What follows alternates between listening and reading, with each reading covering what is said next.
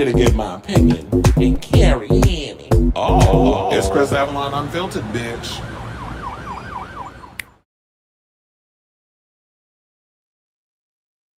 Hi, it's your boy Chris Avalon. Welcome to a brand new episode of Chris Avalon Unfiltered, a show we basically talk about all things going on in celebrity news, hot topics, pop culture, all that good stuff. We chat about it on the show.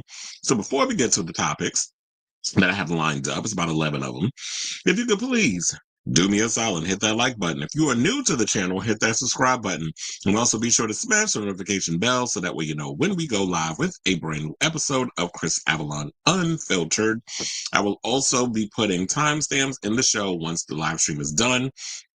So that way, those of you who watch the playback later on, you can just be able to click on whichever topic that tickles your fancy and just watch those instead of checking in with the banter that we can be doing throughout the show. Now, those topics that we're going to be getting into, we got a little more on the Cassie situation. She's going to talk about some of the sores and things that she got from them freak-offs. She's going to, well, we should have known that there was going to be an STI or a UTI or some kind of thing. She was going to get some kind of infection, doing all that nastiness up in there. They also was talking about how Diddy halted a freak off to find and confront Suge Knight. And I'm surprised that man living, still breathing to tell that tale. Halle Bailey. This story came out yesterday. DDG, she filed a restraining order against him and is seeking sole legal and physical custody of their son because apparently DDG done put pause on her, which I was gagged when I heard it yesterday, but then looking at it, I'm not surprised. Justin Bieber, apparently we may know why he had a falling out with Scooter Braun. Apparently he owes him $8 million. Jamie Kennedy, formerly of the Scream franchise, is coming to Melissa Barrera's defense. So we're going to talk about that. I did mention something or another. I could have sworn I mentioned on the show, but there were rumors surrounding Ryan Coogler possibly doing the X-Men franchise, like he was going to direct the X-Men reboot. I got some tea on that. Jennifer Lopez done had herself a little injury while she was rehearsing for the American Music Awards. I got the photo. We'll talk about it. Tina Knowles is weighing in on why she decided to part ways with Richard Lawson, said she deserves so much better than what she was getting in the marriage. We got some good news, it seemed, regarding the Menendez brothers. These old uptight ass closet cases known as the Republicans are apparently trying to introduce a bill that could ban adult cinematography in the United States. Child, quiet as it's kept, y'all be the main ones that be up on Grindr and all them other things. So y'all really trying to play that this the game we gonna be playing on Beyonce Internet and in the United States of good old what's left of America? Okay, sis. And we got some good news because we have another Drag Race alum who decided to come out as trans, and they came out as trans on their birthday, which is today. Y'all know who she is. She's an icon. We're gonna talk about it. How I kind of sense that, girl, we kind of knew, but I'm glad you came to your revelation and you spilled the tea. So we're going to talk about all that and a whole lot more. So before, like I said, hit that like button if you're new, hit the subscribe, all that good stuff, hit that bell so that way you know when we get notified when I come up on here and say all the messiness that I'm going to be saying for the next, God knows how long. Hopefully I can do this show under 3 hours today. I mean, I've been doing a good job so far, keeping the show under 3 hours, but I'm not trying to overwhelm myself because y'all know once I get to the finish line, I start to conk out a little bit and I can't never remember nothing, which is why I love y'all because y'all keep my brain, the wheels in my head on turning and Blackberry burning. Okay. So now without further ado, I do see we got a couple of comments. I'll get to those. Y'all know the tea. Right after I get to the thing, because back in the day, in the earlier throes of the show, I used to just spend so much time in the comments and I'm like, damn, it is like 30 minutes and we ain't get to a hot topic yet. Which I know could be a turn off for people just straggling in, and they just want to hear what's giving with the show. I was like, please do not tell me I closed. Oh yeah, I hit a button because I was like, I saw something on my laptop. I was like, let me clean that real quick, and then of course my everything unclosed out, but luckily it didn't close out. Okay, so now let me hit my banner. And without further ado, yeah, it's day 3, but technically day 2 for Cassie in this diddler freak off situation. And she's spilling a little more tea regarding this whole sex trafficking trial. And she started revealing more details about the physical toll that the abuse of, you know, the pain and the freak offs and all the other stuff that took over her body. Also, I heard that people in the courtroom got to actually watch the full abuse video. You know, the one that was all over CNN that they kept running into the damn ground. I ain't gonna say it was just CNN. It was all the damn you know, news media channels, which I saw enough of what I saw. And then when I went to YouTube, I seen it all over the place. But they said that they saw the full video, that full surveillance video. And that video, from Word on the Curb, it was 15 minutes long.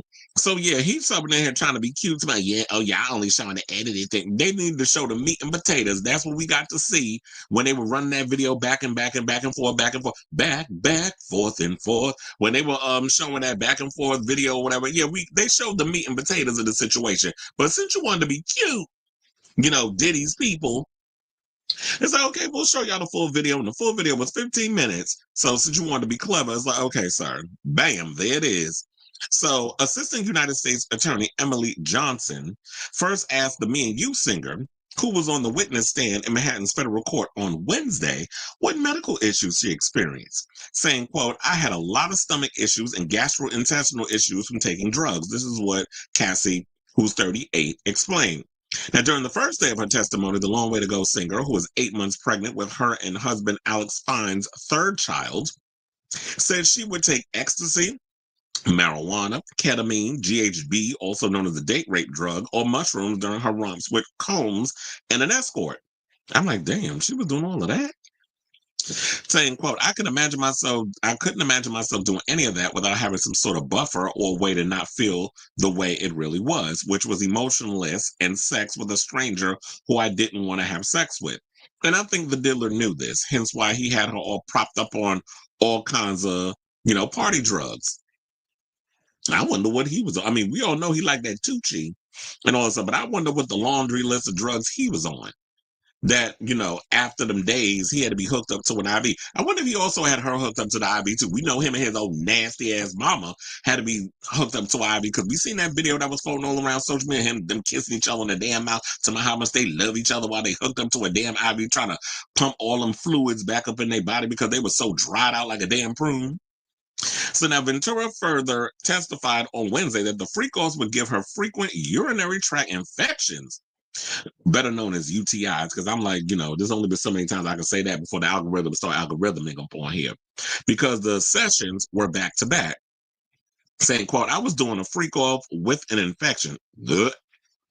She added, before noting that even cranberry juices, pills, or other remedies for UTIs did not work on her any longer, calling it just a mess. And it's like, yeah, after a while, your immune system starts doing what it needs to do, and if you frequently doing the same thing over and over and still catching urinary tract infections because you're doing drugs, you got Tom, Dick, and Harry running up in you like you a damn 7-Eleven, because clearly that's what your man was treating you as. And it's funny how she kept saying, oh, I loved him, so I was doing all this other stuff. But clearly when I look at Diddy ain't love her. I don't think Diddy loves anybody but himself. I don't even think he loves his damn kids. I feel like everything that he does is performative. That's what you get when you're dealing with sociopaths and narcissists. They don't care about nobody but themselves. They only care about getting their rocks off of you doing what you need to do for them. And with him having all the money, having all the power, and having all the influence, he can get everybody to do whatever he wants at his own will. So he don't know what real love is. And that's why I find it funny that old cockeyed hypocrite was all over MTV and everywhere else talking about love and this and the heart hands and all that other crap. I was like, Ninja, if you don't get up off my line, like I see through your BS, and I've been seeing through his ish for decades. And I'm so glad that the chickens have finally come home to roost. And this is why I always say, be careful what you do, because you know, like what Miss Seeley done said in The Color Purple, until you do right by me, everything you think about is gonna fail. And this is what's happening to him. Is that it's funny how it took Miss Ventura to take his behind down after decades of what he's done to people, be it in business and in pleasure. So she said it was really painful for a long time. I actually can't believe I dealt with that. The soon-to-be Mama 3 reflected on the stand. Now, Ventura described having sex while suffering a UTI as horrible and the most uncomfortable burning sensation. Excuse me, saying that I would not advise it. This is what she said in a real lighthearted moment. And I guess based on the whole situation, Diddy didn't care because how you got your girl running around here burning because you want to get your rocks off and you don't even care about her health or her well-being, which is why the scripper from Monday that testified said that, oh, he had to always expose his his STI screenings and come in and whether or not he was negative, but he never got to see hers. And I know based off it, I don't know if he was in the courtroom today, just sitting in the background, they were like, okay, we got what we got out of you. Now you can go about your merry way. But if he is reading this, reading the papers and hearing all this, see, I know he's probably gagging right now. Like, what? So now he probably feels vindicated because now Cassie coming around saying that she had UTIs and all kinds of other stuff going on up in her. And here's another thing. I'm actually shocked that she's, after the stuff he put her pussy through, that she's actually able to bear children, dealing with all the mess that he put that poor girl through. And I also wonder if all his other baby mamas, all these women that sit up in there supporting him, and somebody, how they love Diddy, and sitting there crying over him like the man done died and they at his funeral and they hovering over his damn body in the coffin. The way these fake ass baby mamas of his, even the little Asian one, that's up in there still, the recent girlfriend. I wonder if he beat her ass. He probably did beat up on her. I wouldn't put none past him. He allegedly did it to Kim. I'm sure he probably did it to Misa, who was there yesterday. I don't know if she was there today because I ain't keeping track of all them old, all his family members and how many of them going to show up every day because I know the twins was there yesterday too. So I wonder how they feeling now. Y'all still up in there supporting? Probably are because you know what? After all this other stuff, they probably showing that they want to stand in solidarity because the finances on the line. None of them work. What they doing outside of what talent do these kids have outside of being Sean's children? I don't see them really out here doing nothing like Rocco Ritchie or Blue Ivy or any of them Nepo babies. They just stragglers looking like they got their hand out like Oliver with the porridge. That's what it looked like. Please, sir, may I have some more? I hope you left me in the will. That's why we showing up in solidarity. But then the songstress also said on Wednesday that Combs was aware of her health struggle. Of course he was, because they said that he had access to her medical records. I remember hearing that story. The court was showed a text in which the Bad Boy Records founder told her, I need you to go to the doc. Saying, quote, I took the blame for things. I just didn't understand why he was saying sorry about something that happened many times.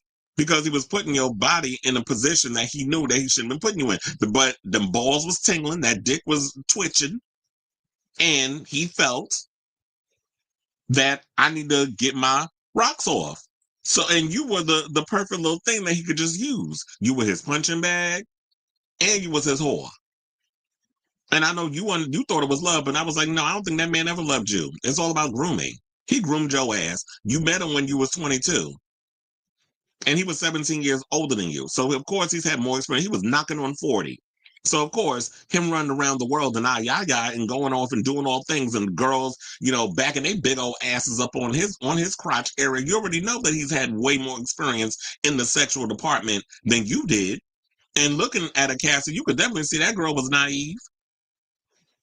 She ain't out here laying low and spreading it wide. But then he went and groomed her to do that. And I wouldn't be surprised if he did it to Carisha. Because remember, Miss Mama's over there talking about how she was getting peed on, which the diddler and them, well, not him, but they revealed that in the courtroom, giving all them golden showers. So now, as y'all may recall, on day one, Victoria went into great detail about the freak offs in which she said Combs introduced her to when she was 22. And then basically said that he viewed the act as voyeurism, which is when, child, we know what voyeurism is. It's basically when somebody is when somebody basically gets turned on watching people do sexual stuff. That's basically, we all know what voyeurism is, child. Y'all do not need to explain this in the article unless you got a bunch of damn boomers that don't really get hunched no more or just live under a damn rock. So now, the Lollapalooza singer claimed one of the longest freak-offs lasted 4 days or maybe even more, and she sometimes had to do them while on her period. Another thing, speaking of which, because I did say before about her, I'm surprised she didn't get pregnant. I wonder if any pregnancies happened because he wanted them to be running up in her raw dog. So I do wonder if she ever got accidentally pregnant from any of these men that Diddy was having her sleep with that she didn't want to sleep with. Because how you lurking in the corner, beating on, playing with Lil Diddy, and then you got her basically, in her lucite heels, or maybe her Louboutins. Lucite heels are usually what strippers wear, but her Louboutins with her legs up to Jesus, getting pounded out, and you in the corner with a handkerchief over your mouth and a white towel. Somebody take that. So then they said that, yeah, they occurred weekly on a consistent basis throughout the course of the decade-long relationship. She also recalled how Combs would ask her to call him an incestuous nickname. I think it was Pop Pop. That's what I heard. That what is that? And she said that's what she called a grandfather. I'm like, you a nasty bastard. I said, when you get grandkids, you have them call your ass man Pop Pop. I'm not, as your girlfriend, calling you some old incestuous name. Fuck out of here with that. Child, I already came to the conclusion I'm not going to be able to monetize this video. So I'm going to just be unfiltered today, even more so than usual. So then they also said she also recalled how Combs would ask her to call him, and I already read that part. And how one time the escort and then her then boyfriend basically gave her some orange Gatorade in the mouth, causing her to choke. Ventura testified that she would need additional time to recover from the freak-offs, particularly because of the dehydration and drug use. And probably the STIs, but like they said before, they probably had to do it. Oh, I got a picture too. Let me show y'all. Remember when they were talking about that vases and things was getting broken in the hotel room? Well, apparently the pictures ended up on social media. Well, there goes Miss Cassie crying and holding her tissue while she's being examined. I don't know if it was a cross-examination or the regular examination. I think that was the other people. So yeah, that's the footage of broken lamps and things in the hotel room. I wound up getting that photo for y'all so that way y'all can see it. That was at the Intercontinental. Oh, child, I know exactly where that hotel is because I used to work not too far from there when I lived in California. I used to work in Century City. So, and that's like right next to Beverly Hills in that whole area. So I know that hotel. But anyway, so what else they say? Oh, so now they I don't think we need to go through the whole thing in regards of all the other extra stuff, but I did have this stuff. So now let's get to the Suge Knight stuff because I got that too. I know I'm gonna just combine both instead of trying to make it like more than one. I mean, two separate little videos. So yeah. So now with the Suge Knight stuff,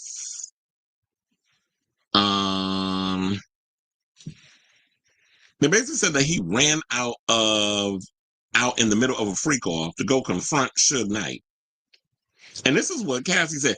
And what's gagging me is that he actually lived to tell the tale. Like, you ran up on Suge and you actually are still breathing? Okay. You must have had a lot of security with you.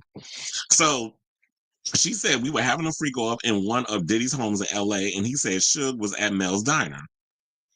And we packed up and drove down there. This is what I'm surprised that your dick was able to go sore for 2 seconds and was like, oh, I gotta go confront Suge. He must have been hiding Cooter Brown if he had the absolute balls to go down there and confront Tiny Lister Jr.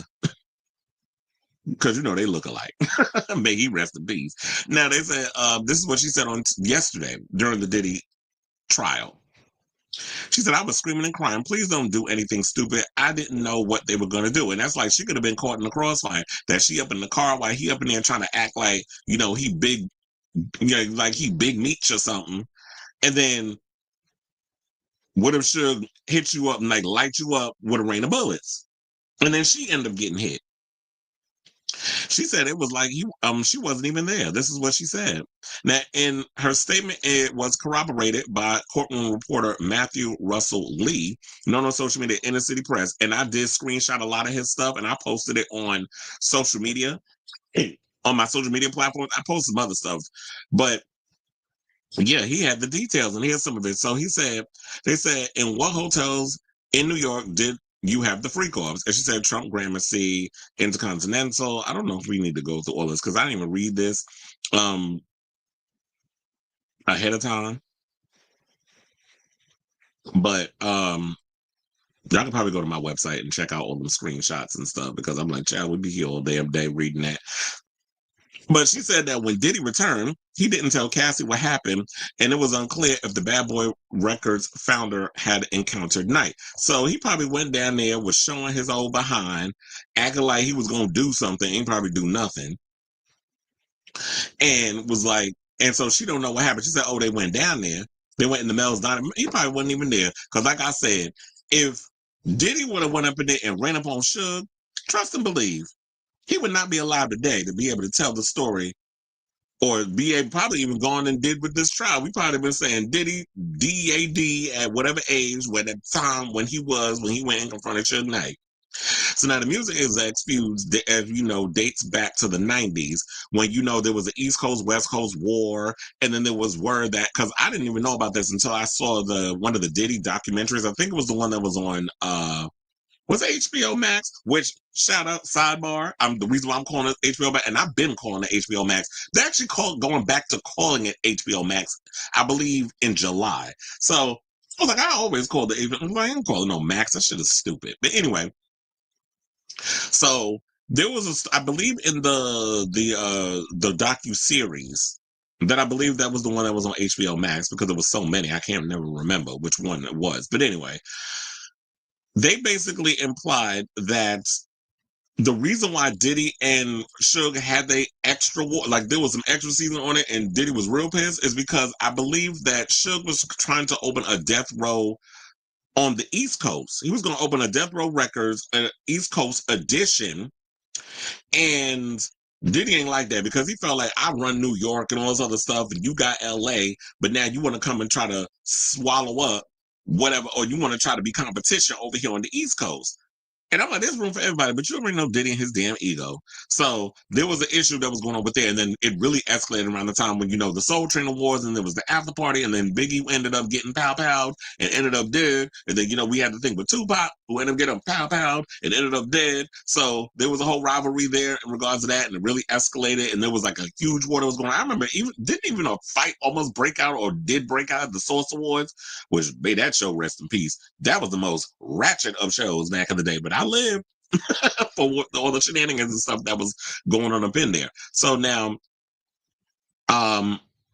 you know, last March, Suge, who is currently serving a 28-year bid, issued a warning to Diddy following the raids on his Miami and LA home, saying, it's a bad day for hip hop, for the culture, Black people, because if one looks bad, we all look bad. This is what he said on his Collect Call with Suge Knight podcast. Whatever happened to that? Is he still doing that? And they said that's definitely not nothing to cheer about. He also continued by saying this. He said, but I'll tell you what, Puffy, your life is in danger. This is what he claimed. And he claimed that Diddy knows the secrets. And because of that, they're going to get you if they can. So, and this is another thing, just hypothetically speaking, if Diddy was to get off, and that's a big if, and I don't think he is, I already said, sir, your time has run out. You know, Molly, you in danger, girl. Like, I don't think you will ever see the light of day outside of, you know, when them transferring you from the courthouse back to the correctional facility in Brooklyn. But I truly feel in my heart of hearts, if they were to say Diddy is not guilty, he wouldn't last. I bet you the minute he step outside, they're going to light his ass up, because he knows too much. And he really thinks that with the secrets and all the things he does, and he might try to make a deal. He ain't making no deal, because he recently said he's not even taking a guilty plea. He's not guilty. I'm not taking a plea. I said, okay, sir, well, you want to play Russian roulette with your life and thinking you're going to get off like you did the other times with the basketball, you know, situation where that stampede happened and you managed to get away with that, and then the situation that happened when you and Jennifer Lopez got hemmed up in the courthouse. Well, not necessarily courthouse, but y'all wound up getting locked up, and then y'all got y'all mug shots, and then Guadalupe had to say, you better get away from that ninja, because look what he doing to your career. Your career's on the rise. Harlem recognized. Okay, let me stop. Shout out to Bass. But you know, all this stuff is happening. Your career is about to go down the toilet. You keep associating with yourself, and you already she probably said negro or something like that. You know how the Puerto Ricans are. Shout out to y'all. And the Dominicans. But, you know, when you dealing with all of that, there's you need to chop him. Get rid of him. He's going to destroy your career. And that was the smartest thing Miss Jennifer Lopez did. So, and then had Suge Knight not Suge Knight, Shine go to jail. So, Diddy, you've been able to get away with so much for so long, but now that the money ain't what it is no more, the power is not powering like it used to, when you don't have all the money, power, and respect that you was demanding back in the day when MTV was keeping your career afloat and Hot 97 and all of them, trust and believe, you are done.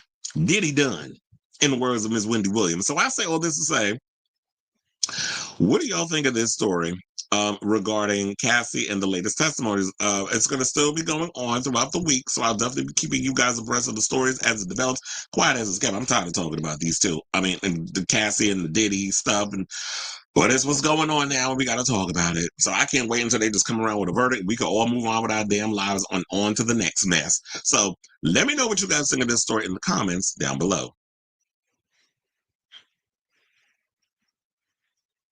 Do Jesus. Hold on, I got a lot of there's a lot of comments up in here.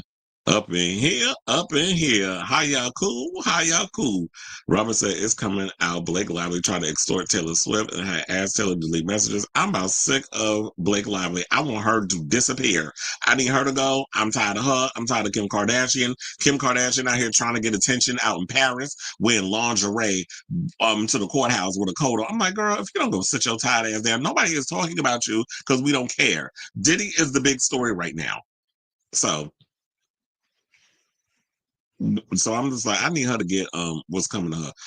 Magical Mermaids in the room. Is that Puma? Is my favorite. Oh, could you see the shirt? I'm like, wait, why are we talking about Puma? I do like Puma too. Puma and Adidas. You will and Nike. You will see me in a lot of those, be it sneakers or the shirts and the shorts and stuff. Paula Abdul issued Spellbound 34 years ago, extending Paula Mania at the time only for. Funny enough, that was like the first Paula Abdul album that I bought was Spellbound, which was always relatively interesting. Yeah, I saw it. I saw the Ironheart trailer, and Superman also dropped the trailer. They dropped an actual trailer. I don't know if it's the final trailer, but they dropped the actual trailer because all the other stuff they've been dropping was like little teasers, and I was still trying to get the full vibe. Like I wanted to hear Superman talk. I want to hear something, and I love the trailer for that. And some of the fights and stuff as well. I know people getting mad because, oh, you're showing Superman getting beat up. I don't want to see a perfect Superman. We've seen enough of that, and I get bored. So when you make your superhero perfect, it's boring. And it's like I want to see somebody try to get knocked down and then try to get up. And I did like the dynamic between Lois Lane was actually interviewing Superman, but of course nobody knew it was he was in the Clark Kent regalia, so she already knows who he is, but it was a recorder, so it's not like they're filming it. And seeing Rick Flag and seeing all the other and some of the other superheroes, I'm like, who is that? And I was like, who's this chick with the cornrows? I'm living for her. She was like beating everybody. She destroyed. I was like, nah, I want to know. She was the one that killed all the little robots that was up in the Fortress of Solitude. And then she got into a fight scene with Crypto. I was like, okay, now we doing the John Wick dog stunts. Okay. So I'm here for that. When Halle Berry had her two dogs and they was up in there doing the fight sequence, I was like, that was actually a dope fight situation. But to get back to Ironheart, I was looking for Shea Coulee because isn't she in that show? I wasn't really seeing her, but I did. When I heard Anthony Ramos' voice, I was like, ooh, my husband is in this movie. But I will say this, I wasn't that impressed. So I feel like it's going to be yet another Marvel show that's I'm going to be disappointed with, and that even that giving me like Echo. I was so disappointed with that show, and so many other shows. Hawkeye was a disappointment for me. I just heard that Andor had its series finale last night. I ain't even watched the season yet, so I'm just avoiding all so that's 12 episodes in 4 weeks. So I need to bogging myself down to watch that. And there's a lot of stuff that came out yesterday. I bought Wicked's Pain. I gotta watch that. I just saw that they uploaded Novocaine to Paramount Plus. I'm like, damn, that movie came out quick. Love Hurts is on Peacock, I believe. There's so many movies that just dropped. Speaking of drop, I've been trying to get around to watching that damn movie. Sacha Baron Cohen's gonna be the villain. Is that who that was in the show? I didn't even recognize him. Wait, is that meat and potatoes? You know, sometimes when I'm looking at the screen, I can't be telling what the little emojis and stuff is. Cleveland's in the building. Hello, hello, hello. The words of RuPaul. Cassie's testimony is making me sick to my stomach. Who you telling? I mean, you and me both, I should say. I feel horrible what he put her through, and I feel a sense of disgust for the '90s era music that that's another thing too, because I'm one of those people that I try my best to separate the artist from the music. But y'all be making it so damn hard when y'all be it's so hard. Remember that song for when Big Pun died? Um yeah, y'all just be making it so damn hard to separate that, because it's like I can't listen to no bap. Well, I can't. Well, I ain't gonna hold you. No, sometimes they do be playing some of the Big stuff in the garden, and I be up in there singing Big POPPA no info for the DEA. I be up in there, so I'm not even gonna hold y'all on that, but. Sometimes, yeah, them songs come on and they can't be denied. So I try to excuse with that. But me in my personal time listening to them songs, but if you play it somewhere, I ain't not gonna say the lyrics. Sadly, I'll be shot up. Every single juror voted to convict him, given the fact that Cassie stayed and stayed and stayed some more. I don't think she had a choice. But basically, over the things we heard, it was like we knew she stayed with him because out of fear of, when she tried to leave, we saw what he did, especially with that video. She tried to leave the hotel, and she said that happened, or that footage that we all saw before they released the unedited version today. She said that video, that happened around the time she was leaving a freak off, or they had just finished one, hence why he was in his damn towel. And that was when they were trying to say, oh yeah, he was there. They were supposed to check out soon, and he wasn't in no bathrobe or whatever. And then, of course, they had to resort back to the video. I was like, yes, he was naked with the towel on. So she was trying to leave, sneak out, which felt like she was trying to sneak out and run or do whatever. And then he ran after her. So, and then you saw what he did. He had beat her, he dragged her, he kicked her, and all the other stuff, which goes to show that, yeah, this is something that happens often, and he's so used to it. And then they had the hotel where they even said at one point, police had to be called, and she wouldn't say who hit her. And then at one point, they said that she even said that Diddy hit her friend. So it wasn't just her that he was hitting. He's got a problem where it's just like, you don't know how to control your temper. Anytime somebody doesn't give you what you want, you throw a temper tantrum and then you get violent. You throwing things. Surprisingly, none of that stuff took anybody's life. And that's probably why he kept doing it, because he knew he can get away with it. Well, he did him on Epstein Island. I don't know if y'all know this, but him and Melania, when they met, the first time they had sex was on Jeffrey Epstein's plane. So, I would not be surprised, and he's on the list. I remember Diddy saying in an interview, I think it was on Jimmy Kimmel, that he turned off the AC when he had his parties because he wanted to get everyone naked. I'm sure it's more than just turn on some damn AC, because all you had to do was bring out the damn, a tray of drugs or whatever. And I'm sure all the ones that I mentioned, the ketamine and all that other stuff, and it don't take long. It don't take much to get people out of their damn clothes when party favors are involved. And if you supply them for free. Yeah, I remember hearing that Suge wanted to start that. Well, no, he already started one in LA. You mean New York? Ben from Ben and Jerry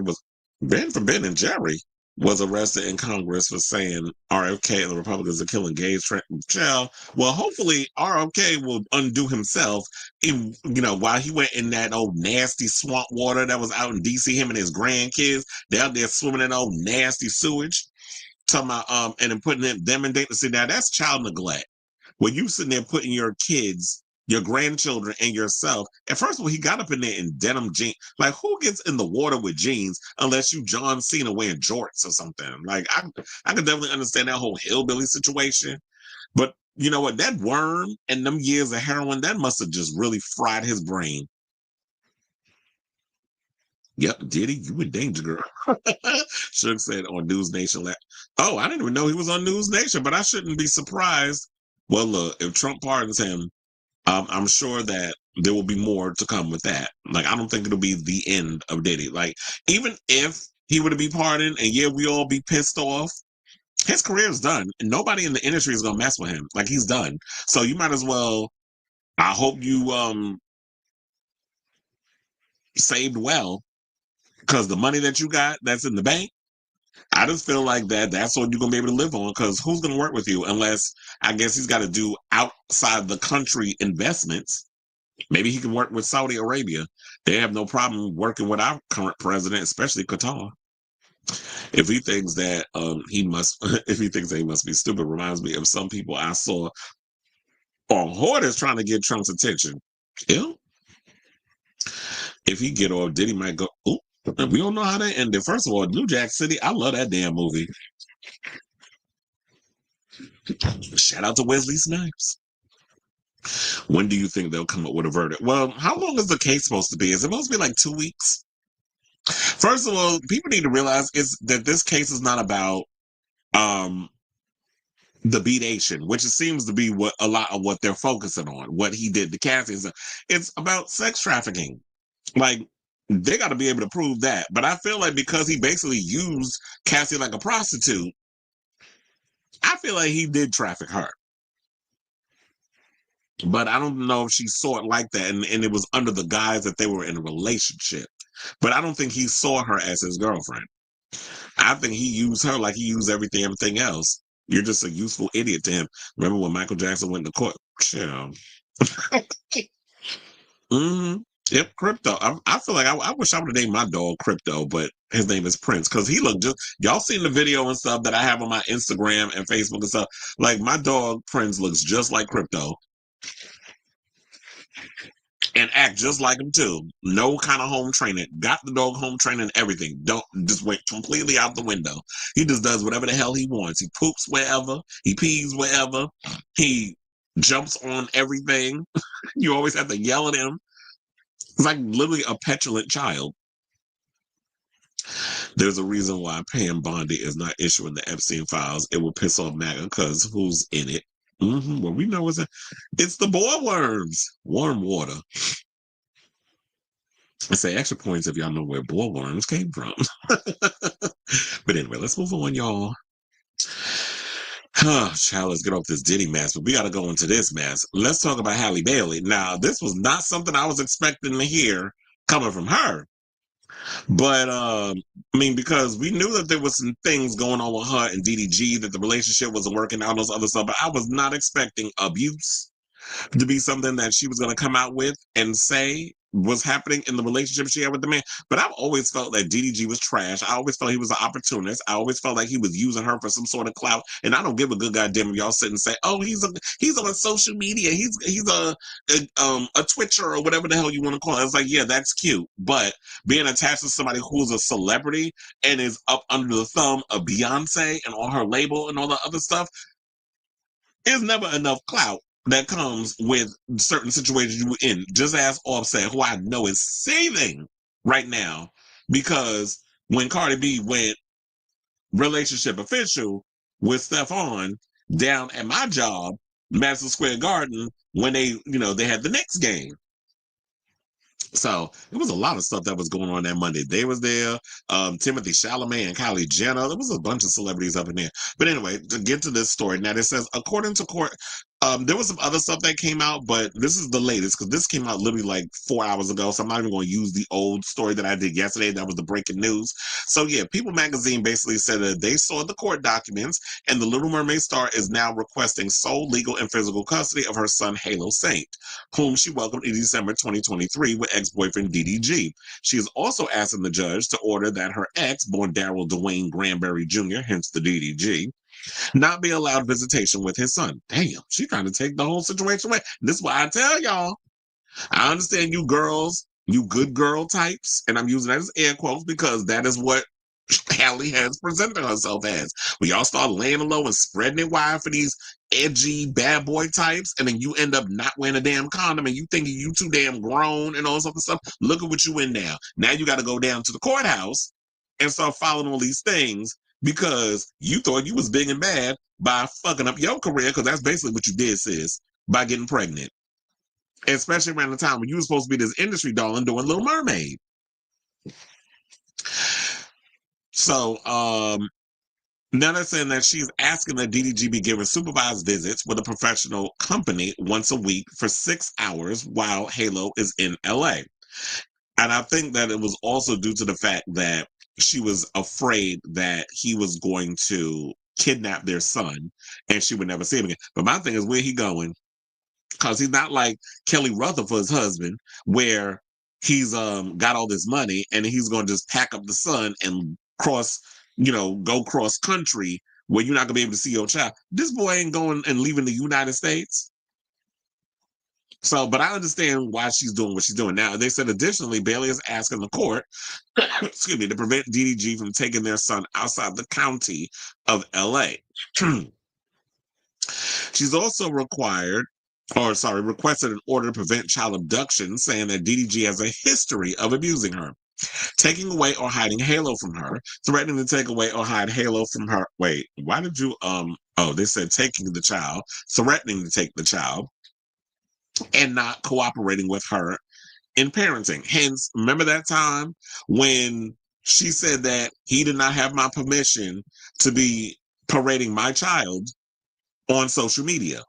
And everybody was like, but that's his kid. He may do what he wants. But it's like, well, wait a minute. Now, yeah, we can mutually agree to show our child in certain ways. Like if we want to post a kid on Instagram and all this other stuff, because here's the thing, if she wasn't doing that, you would see if she's going out and about, there's going to be paparazzi surrounding her to get the photos of the child. So you have to control the narrative, which is what social media, a lot of celebrities are using social media for now. Back in the day, before the internet was what it was, there were millions of dollars that the tabloids would go for if some tabloid person or some paparazzo could get a picture of some high-profile celebrity's kid. So that's the way you get to control it. But it's like, no, I don't want you putting my child on no damn live stream. God forbid something happened, and all of a sudden you get swatted or something crazy happened, and they break into your house and they kidnap the kid and hold them for ransom or whatever. So I was like, no, I don't want you putting my kid on no damn social media or one of your little streaming shows. Which the gag is, that's how he found out about the restraining order and everything, was because he was on a stream while the stuff came out. So she said Bailey asked that a judge order DDG not to move with Halo without her written permission and to turn in or not apply for passports or other important documents for Halo. If he does travel with Halo with her permission, she is asking the judge to order that DDG provides his travel schedule, copies of round-trip airline tickets, addresses and phone numbers where they could be reached, and an open airline ticket for her if Halo is not returned. The act specifies several examples which she has asked DDG to set a visitation schedule with her for Halo and shared that one particular interaction came to a head in January. Bailey writes that when DDG came to get Halo, she asked him to talk about a schedule and he got visibly upset. As she walked with him outside and buckled her son into his car seat, Bailey alleges that DDG was cursing at her and getting more and more upset, saying, quote, I had left my front door open and was not even fully dressed as I was not even wearing shoes. She says, Daryl kept repeating, get out of my car, bitch. Halo was crying. I repeatedly pleaded with him to stop calling me a bitch. This is what she said by continuing. She said, I felt very nervous that he was I was very nervous that he was taking Halo with him and was very agitated. I did not feel safe leaving a baby with him in this state. I also wanted to know when he would bring Halo back. He would not tell me. And that's what it is. If you are not in a relationship together, if you are co-parenting without the legal system and everybody coming in, because it seemed like she was giving you many opportunities to come as a grown-ass man, because first of all, if you could stick your dick in some pussy at any age and you thinking you grown, then this is the reality. If you're going to bring a baby in this world, you got to be able to man the fuck up, be an adult, and if y'all not in a relationship no more, you need to come to a conclusion where y'all are both on the same page. You be like, I'm coming on a Saturday. I'm going to bring him back on a Tuesday. Probably around 5 o'clock. If not, I'm going to let you know when I bring him back. But he definitely come back Tuesday. Like there needs to be a form of communication there. But since he don't want to do all that, since he want to act like he big and bad, And I've always said that. I always try to give DDG the benefit of the doubt, as y'all know in this show. But there've been many times where after a while, after the fact, I've said it. And once I'm done with the show, I'm like, damn, you know what? I probably should have took that back because he just too damn immature. And this is why you ladies and men, y'all need to, when y'all get in certain relationships, y'all really need to figure out if this is something y'all want to do. But y'all just be thinking that, I don't think y'all be thinking at all, quiet as it's kept. And so then she said that the argument continued and got physical as the two were wrestling and tussling. She said, at one point, Daryl was pulling my hair. He then slammed my face on the steering wheel, causing my tooth to get chipped. I then stopped fighting back as I was in a lot of pain. I wanted to get out of the car with Halo, but was now stuck. And look, you already know I come with a receipt. So shout out to TMZ because they have the picture of the bruises that she had on her arm. And she also showed the picture of her chipped tooth. Hold on. Yep, there is exhibit. Well, the other stuff was exhibit A. Okay, can we not can we unblur, please? Thank you. So yeah, those are the pictures, courtesy of TMZ. So DG also ended up driving to his house with Bailey in the car since she wouldn't leave Halo alone. Once they got there, the star claims that she told his family what happened and begged them to set a schedule, but they told her to just leave Halo and go. So now y'all are enablers. I just going to tell somebody, it's like, look, tell him your son get a schedule because he ain't listening to me. Maybe you need to put, a little battery in his damn back, like wake his ass up.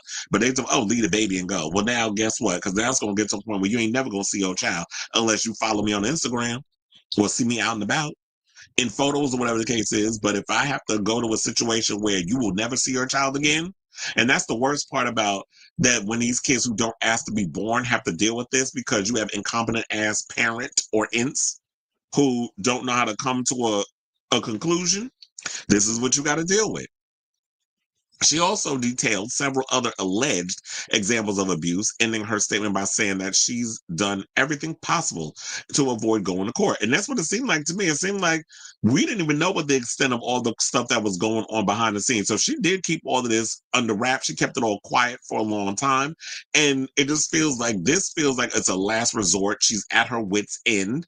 And after all the time of him not doing what he needed to do because he want to be running up in here being cute and thinking that, I'm going to cut all my hair off and give me a little fade because I got all these little deals that I'm trying to get going, that it's going to wash away all the stuff I did in the past. And now Halle's like, I'm over it. I'm tired of the mess. I'm tired of always having to pull teeth to get any kind of stuff out of you. So now I have to get the courts involved. And court should always be a last resort for anything. So then to wrap all this up, she said, I realize that there is no placating Daryl. I cannot allow this abuse any longer. I cannot keep living like this. I never know when he is going to demand our son to be in his mother's care.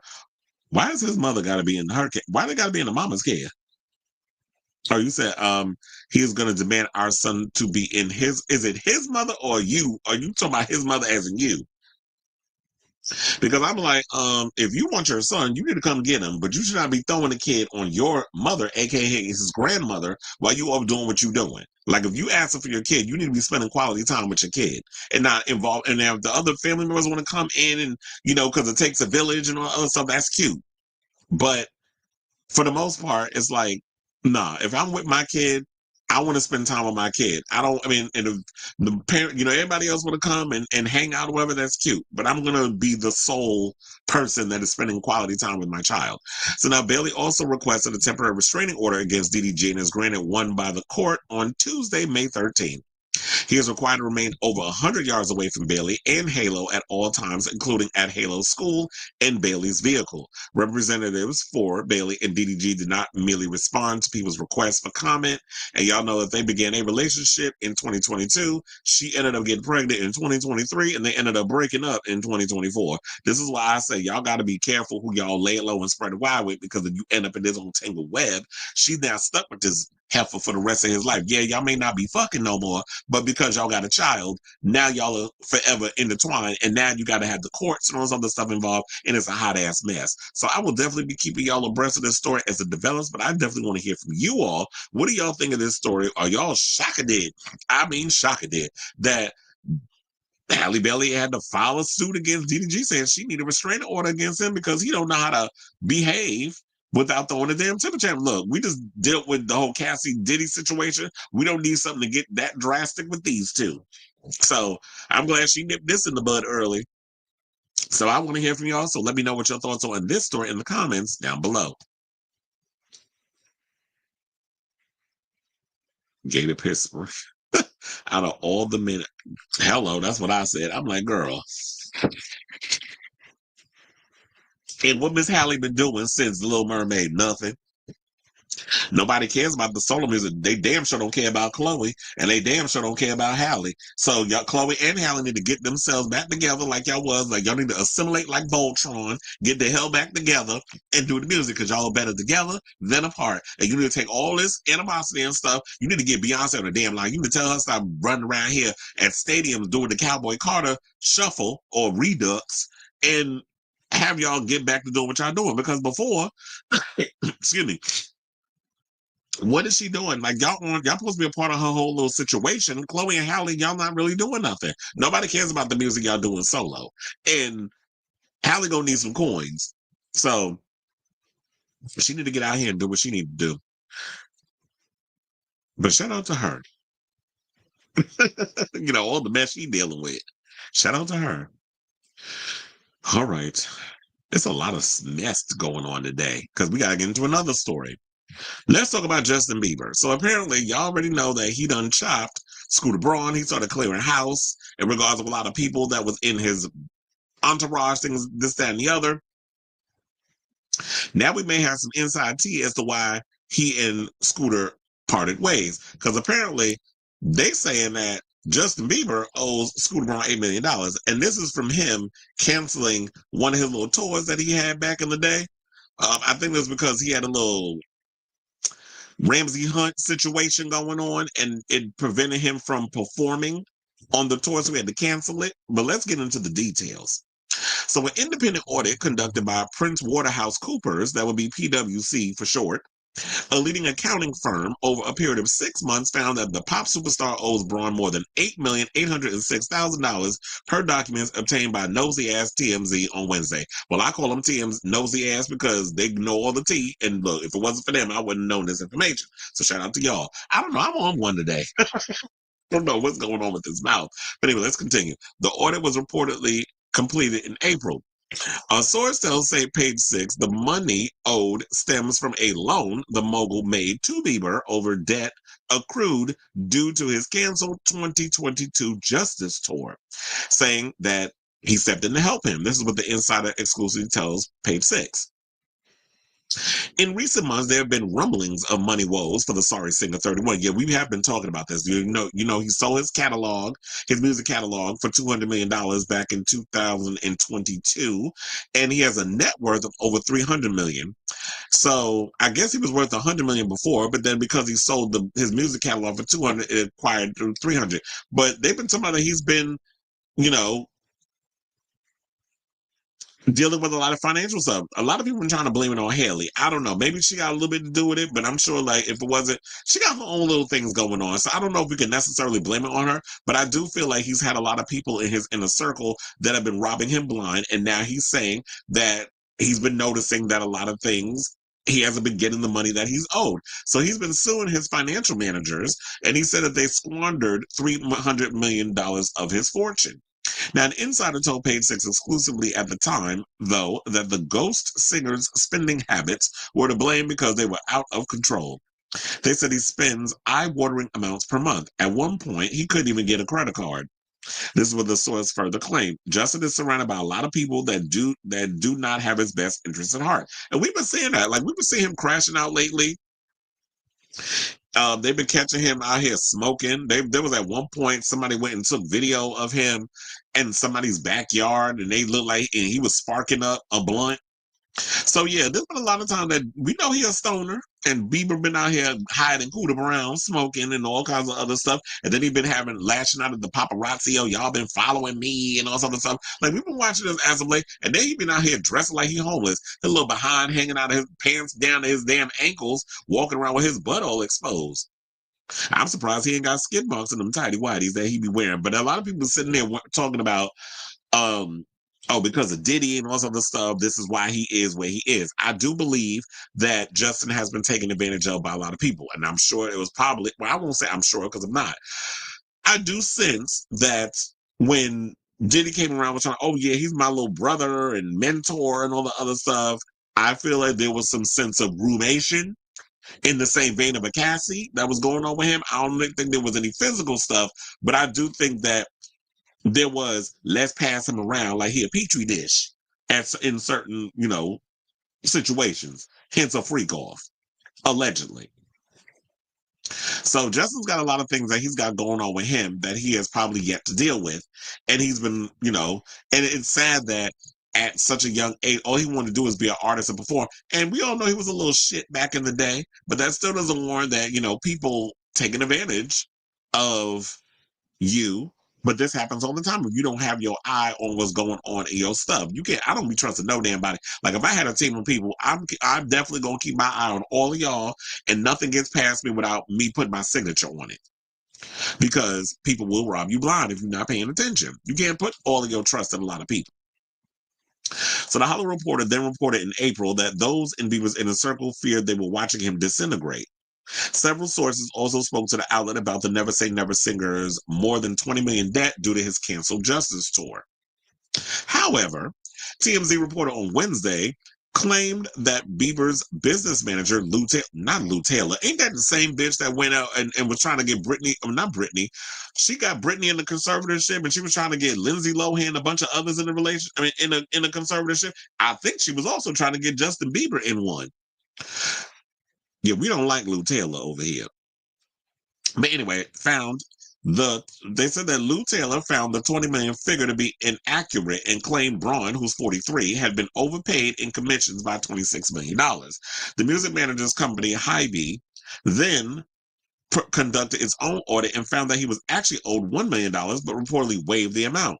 Per TMZ, Bieber reportedly felt that Braun's audit was done corruptly, which led to Hy-Vee hiring PwC for the audit, which resulted in the Grammy winner actually owing over $8 million. Bieber's rep has long dismissed financial issues, telling Page Six in April, in response to THR's initial report, this is just clickbait stupidity based on unnamed and clearly ill-informed sources. Disappointed that they no longer work with Justin. Saying, quote, as Justin forges his own way forward, these unnecessary stories and inaccurate assumptions will continue, but they don't deter him from staying committed to following the right path. Whichever path that is. But yeah, let's move on to the next photo. It was like, yeah, he looks a mess there. Why he dressed like he homeless? Now, they said the publicist also claimed to THR at the time, any source that is trying to sell you a story about alleged financial distress either doesn't understand the entertainment industry or more likely is trying to paint an unflattering portrait of Justin, which bears no resemblance to reality.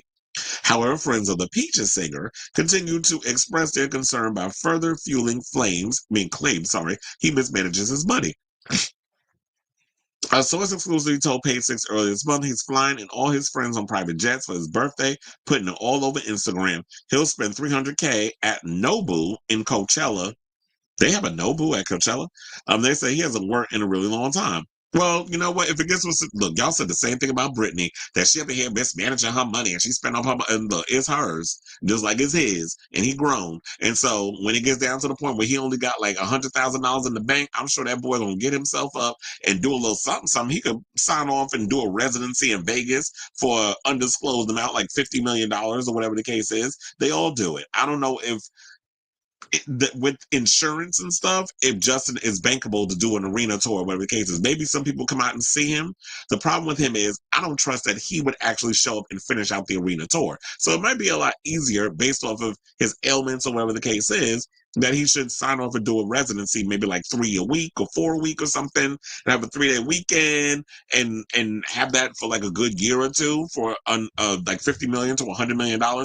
I'm sure there's ways that he can get around to getting his money up if he needs to. He's not in a situation where I feel like he was so burned by the music industry that he fully retired I do feel like based on his back catalog, he could drop a couple little singles here and there. He doesn't need to come out with no new music. And he can basically, because now I believe that the Bieber fans, or I would say the Beliebers, are in their nostalgic era. So they'll come and they'll show up and show out for him if he needs to make a little coin tada. Or he could do like a lot of these other celebrities, like a hint of a Lopez, where they get up on a plane and they go down to Dubai or whatever the case is, and they go and and they perform for a Saudi prince or something, or something like that. So I could definitely see, or some Persian princess for her little, I was gonna say her quinceanera. She ain't Mexican. Her little sweet 16 or whatever it is that they have over there for when they're transitioning to being an adult, whatever you want to call it. I'm sure he'll find a way to make money because celebrities do that mess all the damn time, which is why a lot of y'all get mad when they go over there and they perform in Saudi Arabia, Dubai, whatever the case is. They doing it for a little coin tada because they need a little money. How many times Beyonce went over, and performed for certain rich folks when they want a little show or whatever. But so if he wants to fly his friends on private jets, if he wants to do all the other stuff, then he could do that. That's on him. But as far as Coachella goes, I've heard so many horror stories. Like I would never go to Coachella. Shout out to Willem, because Willem said that they went to Coachella, this past one, and it said that it was a shit show. First of all, we already knew, like with the videos and stuff with Coachella, how there were people that spent hours trying to get inside the parking lot, but it was a nightmare. And then, from what I was hearing, you have to get on one long line for food. And then when you get your food, you got to get another long line for the drinks. So by the time I get my damn drink, I done ate everything. My throat's probably all closing up because it needs something to wash it down with. And so it was just unorganized. And that's why Willem said, unless a friend of mine is performing and you give me VIP treatment or whatever that I can get in and out easily, I ain't doing Coachella. And that's why I always said, I don't care. Like some of y'all be feeling like, oh, I need to let people know. I mean, I don't give a fuck about some damn Coachella, especially when the person that own it is a Trump supporter and does it and gives it a lot of anti-LGBTQ organizations. So why would I want to go somewhere just to say that I was there when I'm getting all the tea from watching it on YouTube? That I'd rather watch it that way. And then when I've seen all the shows and the performances and stuff, because I'm getting a better view than me having to look at a damn screen or be so far away. It's literally like ants on a damn stage. I would rather watch it. And then after that, if I'm in LA, I'm gonna just go to the after parties, the Coachella themed after parties. That's what I would be doing. But anyway, so back to Bieber, even though it does have a little something to do with Bieber. But anyway, I say all this to say, what do you guys think of this story in regard? Do y'all think that the Biebs is running out of coins? I don't think he's broke, but I do feel like he can be a little reckless with his money. But if he's going to be reckless with his money, he's over 21. So that's on him. And like I said, if does get to a point where the money is depleting, he'll find ways he'll have to get out there and he'll do a little 1-2 step and he'll give a little yang yang with the vocals and excuse me, and make a little something to boost up the account. They do it all the time. So, I mean, he's not completely washed. So he'll always have fans that'll be out here to support him. So let me know what you guys think of this story in the comments down below. I was like, hold on, let me close this story out before I get to y'all comments. Jade's debut album comes out. Why is this taking so long with this record? I sent you the article from Minnesota confirming that Katy Perry had issues with stage and production setup for Lifetime's tour. Basically, Rebecca Black has to be canceled. Doors open at 8:30 p.m. and people only had 30 minutes to get to their seats at the Target Center, which was sold out. Seats 17,562 for Katy to start her show at 9 p.m. Contract, yeah, it's a mess. Well, you know what? I'll save that story for tomorrow because it's probably going to be a lot to go through. So yeah, I'll look at that and I'll probably bring that on tomorrow's show. There's a TMZ. Well, damn, everybody talking about the Biebs. I might check that out. You said it's a TMZ special. Is it on Tubi? That's usually where the TMZ specials be on. It be on Tubi. So if it is, I might have to check that out. All right, y'all. Let's move on. Let's lighten up the load because we've been doing a lot of serious stuff for the past hour. So let's lighten up the load, load-ish. Let's lighten-ish up the load, I should say. Let's talk about Jamie Kennedy, who played Randy Meeks, as in the uncle of Chad Meeks Martin and his sister Mindy.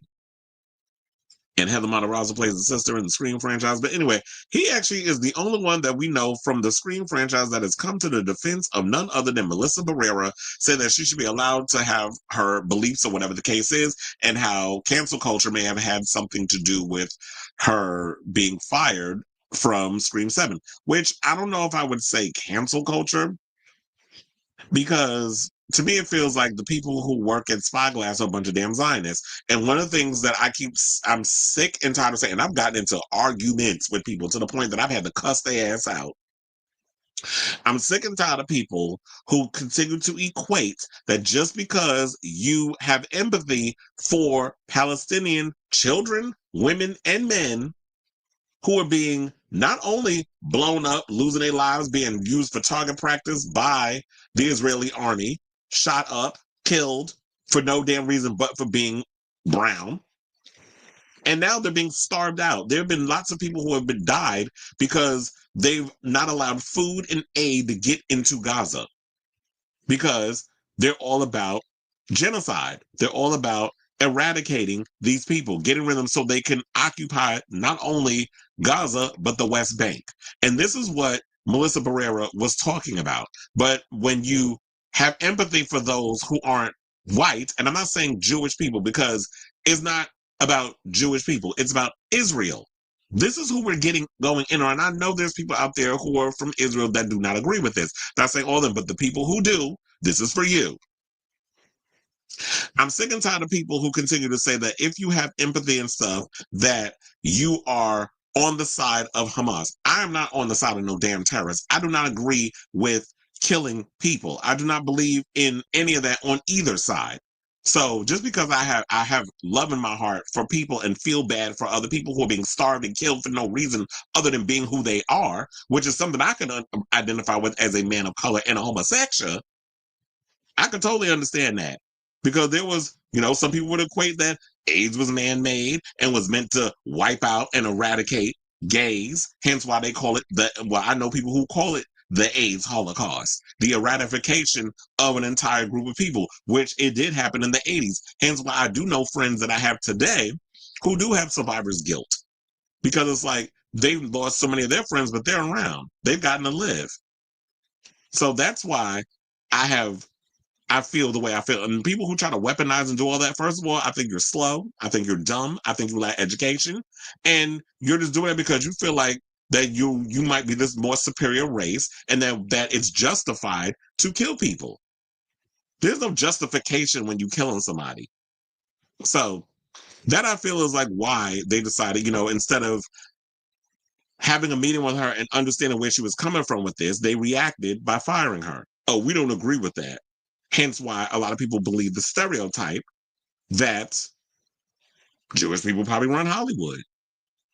So when you do that, you pretty much feed into the stereotype.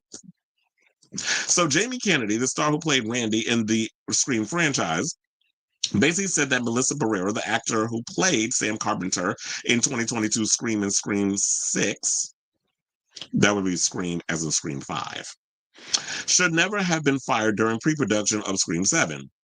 Barrera was removed from her lead role in the film after she made social media posts denouncing Israel's actions in the Gaza war, and the studio backed the project, deciding to part ways with her.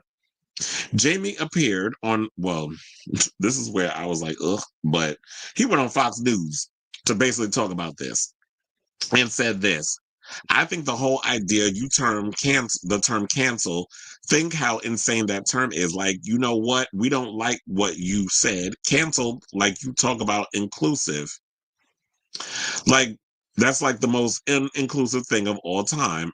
It was there that he addressed the issue of Barrera's removal for the upcoming horror sequel, Scream 7. saying she should have never been fired. She has her beliefs, okay? She's allowed to have her beliefs. Other people on set have their beliefs. This is, it's the most difficult subject, one of the most difficult subjects to discuss right now in modern times. And she's brave enough to put her beliefs out there. If you don't like them, call her up, talk to her. I had never seen that in terms of like a star so hot, so on the rise, just everything ripped away for a tweet. A tweet, it was ridiculous, and it's just gonna fuel more people going, why did you do that? And this is where a lot of the division comes, especially from people on social media who are Team Melissa Barrera and I get that you want to be angry at Spyglass because they're the ones at the end of the day that made the decision. However, the fact that you going in on Nev Campbell, who already had her issues with Spyglass, because y'all already know after Scream 5, you basically demoted her to a bona fide damn cameo. But they kind of did that, just flat out disrespected all the legacy characters in there. You disrespected David Arquette, which he already said that he don't understand why y'all revealed that he was going to be in Scream 7. That was supposed to be a surprise. But to me, I feel like they revealed that because Spyglass is spooked and nervous right now. They know with all this stuff going on, especially with Melissa Barrera, that they're worried that I guess the Melissa Barrera fans are not going to come and support Scream 7. So they're revealing all these people. They're revealing, David Arquette. They're revealing Stu Macher's in the movie or whatever form he's going to be in it. They're revealing that. They're revealing all these people that's supposed to be dead. Roman Bridgers. They're revealing all these people that's supposed to be dead, and they're doing all this because it's like, well, yeah, if we start naming all these people, especially over the years, we always heard Stu's alive, conspiracy theorists. So when you start doing all of this, then they feel like, well, we have to throw everything but the kitchen sink, and I'll say fuck it, and the kitchen sink at the wall, hope to sit so that way, because Scream 6 made so much money that they want everybody to come back and hopefully support the film. But the ones that already are pissed off at y'all because they're Free Palestine, people, and the people that support Melissa Barrera for what she said. And I feel like if a celebrity chooses to be political, they should have a right to their political beliefs. Y'all got Mel Gibson running around here still getting jobs in freaking Hollywood after what he's done. He's made anti-Semitic remarks. Where's the outrage over him? Is it because he's a white male, so y'all let him get away with that? And you're looking at Melissa Barrera, who's a Latina. So, of course, racism and gender seems to be at play here. And if you don't, and y'all I was going to say, you keep giving that damn Zionist Gal Gadot who couldn't act her way out of a goddamn dirty tampon freaking jobs. That bitch can't act to save her damn life. And y'all still giving her, I want to know who she blowing. Well, I forgot her husband is a producer.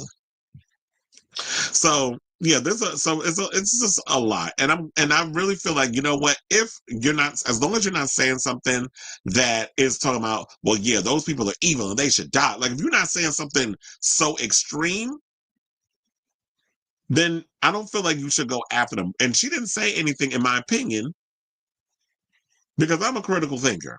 A logical thinker. I wouldn't have got an A in college if I wasn't a good critical thinker in sociology.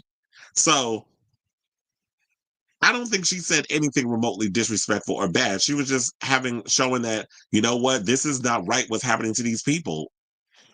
And the fact that our country, the United States of America, is funding all of this. So why should she have to pay the price for something that is wrong? That just goes to show that you're saying that Spyglass is for the eradication of a group of people, that a certain group of people does not deserve to live. This is what you're saying by firing her.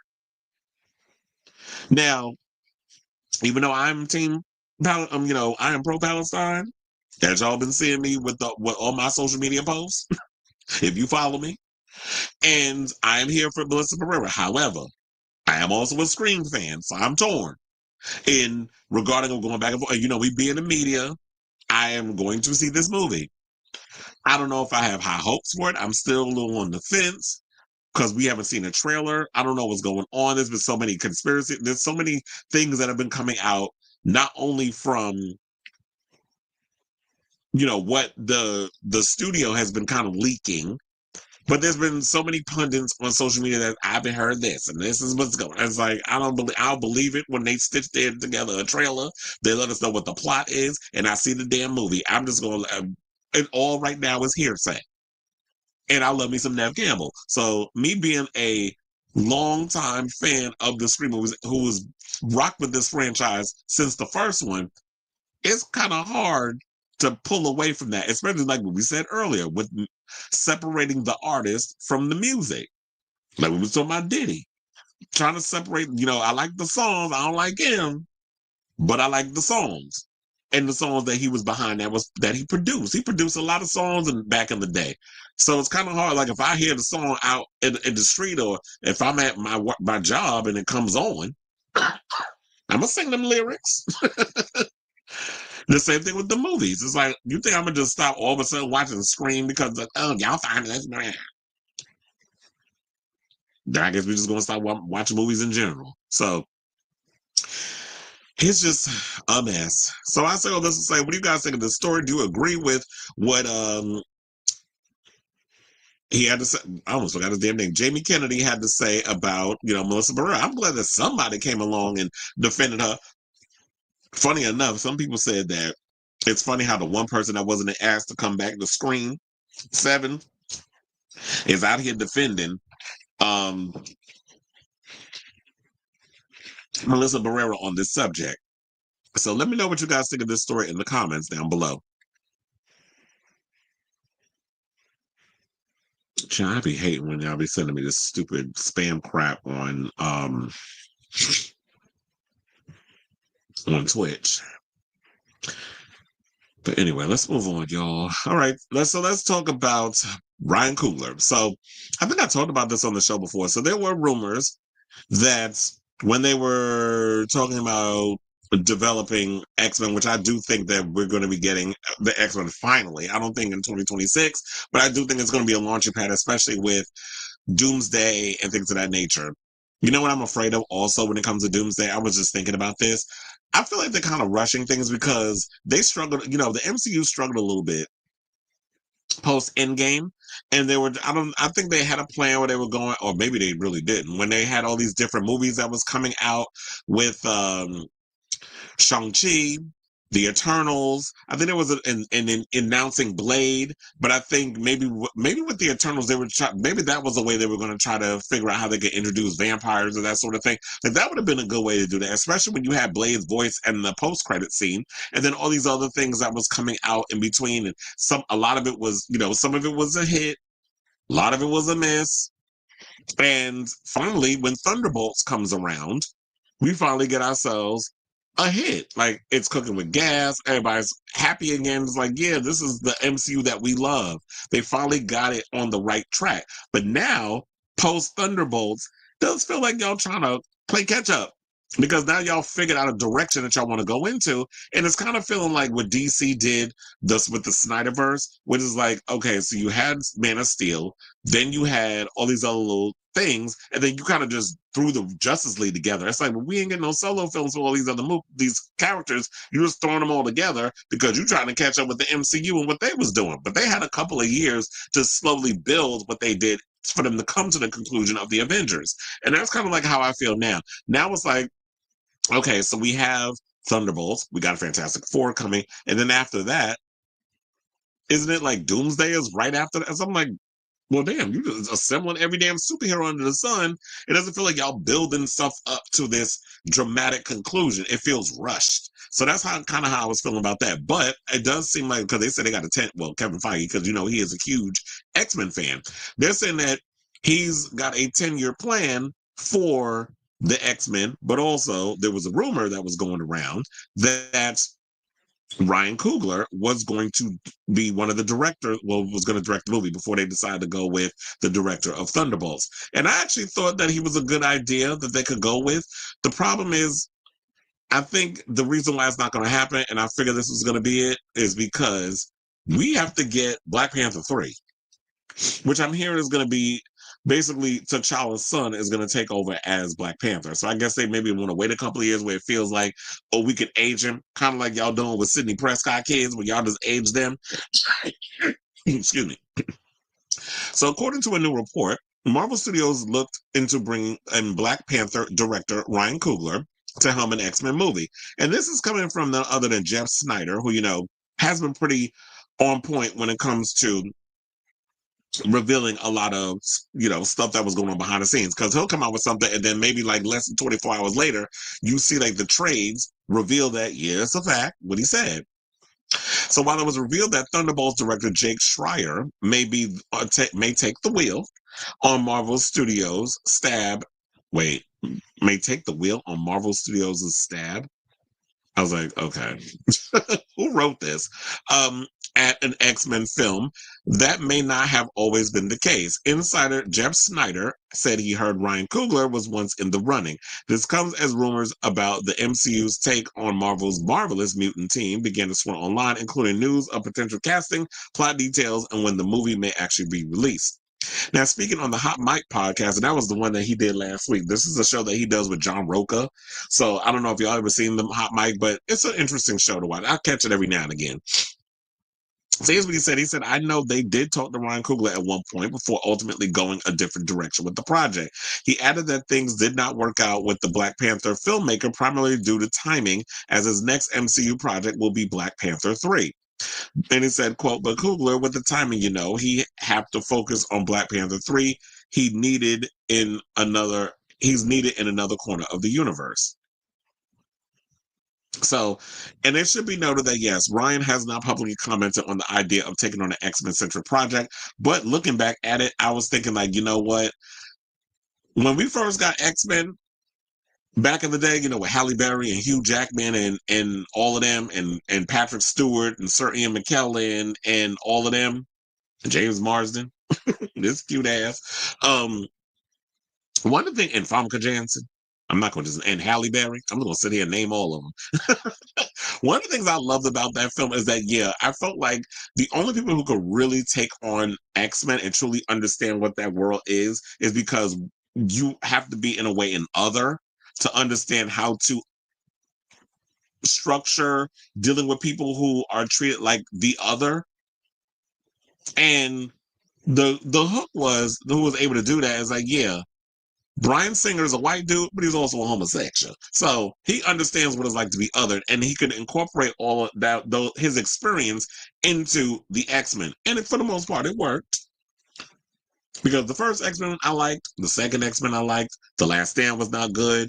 I did like the other X-Men ones, the ones they did with Jennifer Lawrence, and I also liked Days of Future Past. I feel like is like one of my favorite ones. Don't even remind me about Apocalypse. That was just utter trash. But for the most part, I did like what they did with the X-Men stuff. Ryan Coogler coming in and doing it, I could definitely understand, because as someone who understood how to bring in culture in a lot of his films and dealing with discrimination and that sort of thing. Of course, what he did with Fruitvale Station, what he did with Creed, what he did recently with Sinners, what he also did with the Black Panther films and all that culture and everything that was going on with that, and showing like Black excellence throughout a lot of the Black Panther movies. I think he could have brought the other in discrimination, because as a Black man growing up in Oakland, I'm sure that he could totally understand how to bring that world into an X-Men franchise. So I would have loved to have seen that. But Jake Schreier, I definitely think he's a great choice for this. And then of course Bo DeMeo. I love what he did with X-Men '97. I know some people feel ways about it, but I thoroughly enjoyed X-Men '97. It'll be good to see what they're doing with the season 2, which I'm hearing word on the curb that they got Nev Campbell playing Polaris in season 2. But I don't know if that's been confirmed, but that is the rumor that's going around. But Jake, I think, is a perfect addition, because I love what he did with Thunderbolts. He definitely understands how to the idea of how he took something that was considered heavy subject matter, like mental health and loneliness and that sort of thing, but not make it feel so heavy-handed and preachy in the movie. Where it's like, yeah, we could relate, but it didn't feel too hokey. It didn't feel like, oh, you trying to preach to me. And I hate watching films where it's like, yeah, I can understand what the characters are going through. Let the characters experience it. Don't try to be so like, yeah, go out and take medication, get mental health checks and all. Like, don't preach to me. I hate that. So I love that he was able to find that balance, and I do, and how he was able to juggle so many different personalities and all these different complex characters that was in Thunderbolts. So I think he's perfect for bringing that element of what he brought to Thunderbolts to the X-Men movies. So as I stated, while I would have loved to have seen Ryan Coogler do this film, but they also said if Coogler was going to do X-Men, which would have likely made for an epic movie in its own right, that would take him away from Long Room and Black Panther 3, blah, blah, blah, blah, blah. Okay, so I thought it was going to say something interesting in there, but I was like, no, you gave us enough. So, um, I'm here for this, by the way. So yeah, I'm not mad that they didn't give. Look, as long as we get a good Black Panther movie, as long as they can find a way to give us something exciting. You know, I really wish Chadwick Boseman was here to continue playing him, but what happened happened. He got sick, and unfortunately, he's not here with us. But it'd be nice to see that now that we've celebrated and mourned T'Challa in Wakanda forever, it's time to get back to giving us a really cool, less depressing Black Panther movie. So hopefully Ryan Coogler will get us on the right track. But I trust in him because Ryan Coogler has yet to give us a trashy movie or a bad movie. So I say all this to say, what do you guys think of this story? You guys bummed that we're not getting Ryan Coogler to come on board and give us a an X-Men reboot film. I feel like they gave, even though it hasn't been confirmed, but I'm sure it's confirmed. Things didn't happen. Things happened the way they were. It's like scheduling conflicts, and it takes a long time to get a Black Panther movie up and running. So, I'm glad I'm not that upset with the choice that they went with. So, let me know what you guys think of this story in the comments down below. So, hold on, let me close. Let's see what the people are saying. Oh, Onyx is in here. I was like, you wasn't in here the whole time? You actually wasn't. I thought he was in here the whole time, but okay, let's get to the rest of the show. Hello, hello, hello. And let's talk about Miss Jennifer, who was busy rehearsing for the American Music Awards and showed on her social media that she got herself a little boo-boo. And I was like, girl, what you out here doing? Or who you doing?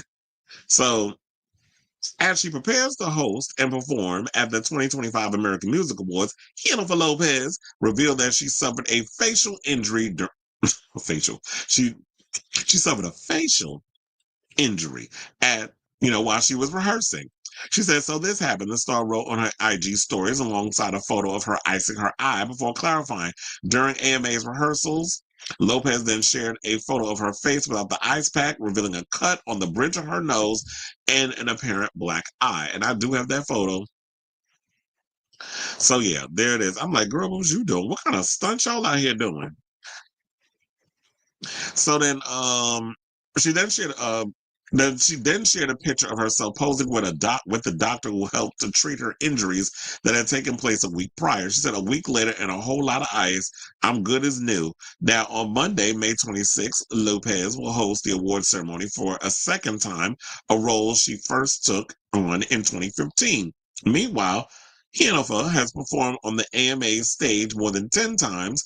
Lopez is a 3-time AMA winner and recognized as the only female artist to have a #1 album and #1 film simultaneously. And yeah, so look, she may not ever win a Grammy. She may not ever, win a BET award. She may not even win a VMA.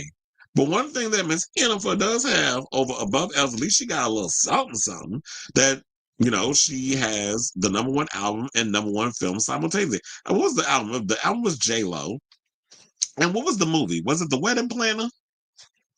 I always forget what the damn movie was. Now, Lopez's 2025 AMA performance, excuse me, as I'm dying, they said is teased as one will showcase her unparalleled artistry and signature mix of music, dance, and visual spectacle. Now, during an appearance on The Ellen Show in 2009, Lopez reflecting on falling during her performance. Oh, yeah, I remember that. Was that when she was doing Louboutins? I think she was doing that performing, and she fell, bust her ass, but she popped back up. And everybody said it, like when Beyonce be falling and all these other celebrities be falling, oh, y'all hate that. Nobody look at them. They are pro. They got back. I'm like, hello, it's what they do in rehearsals. It's like, you fall, we fall down, but we get up. It's like you fall down, you pick your ass back up and keep going. That's usually how it is. That's what professionals do.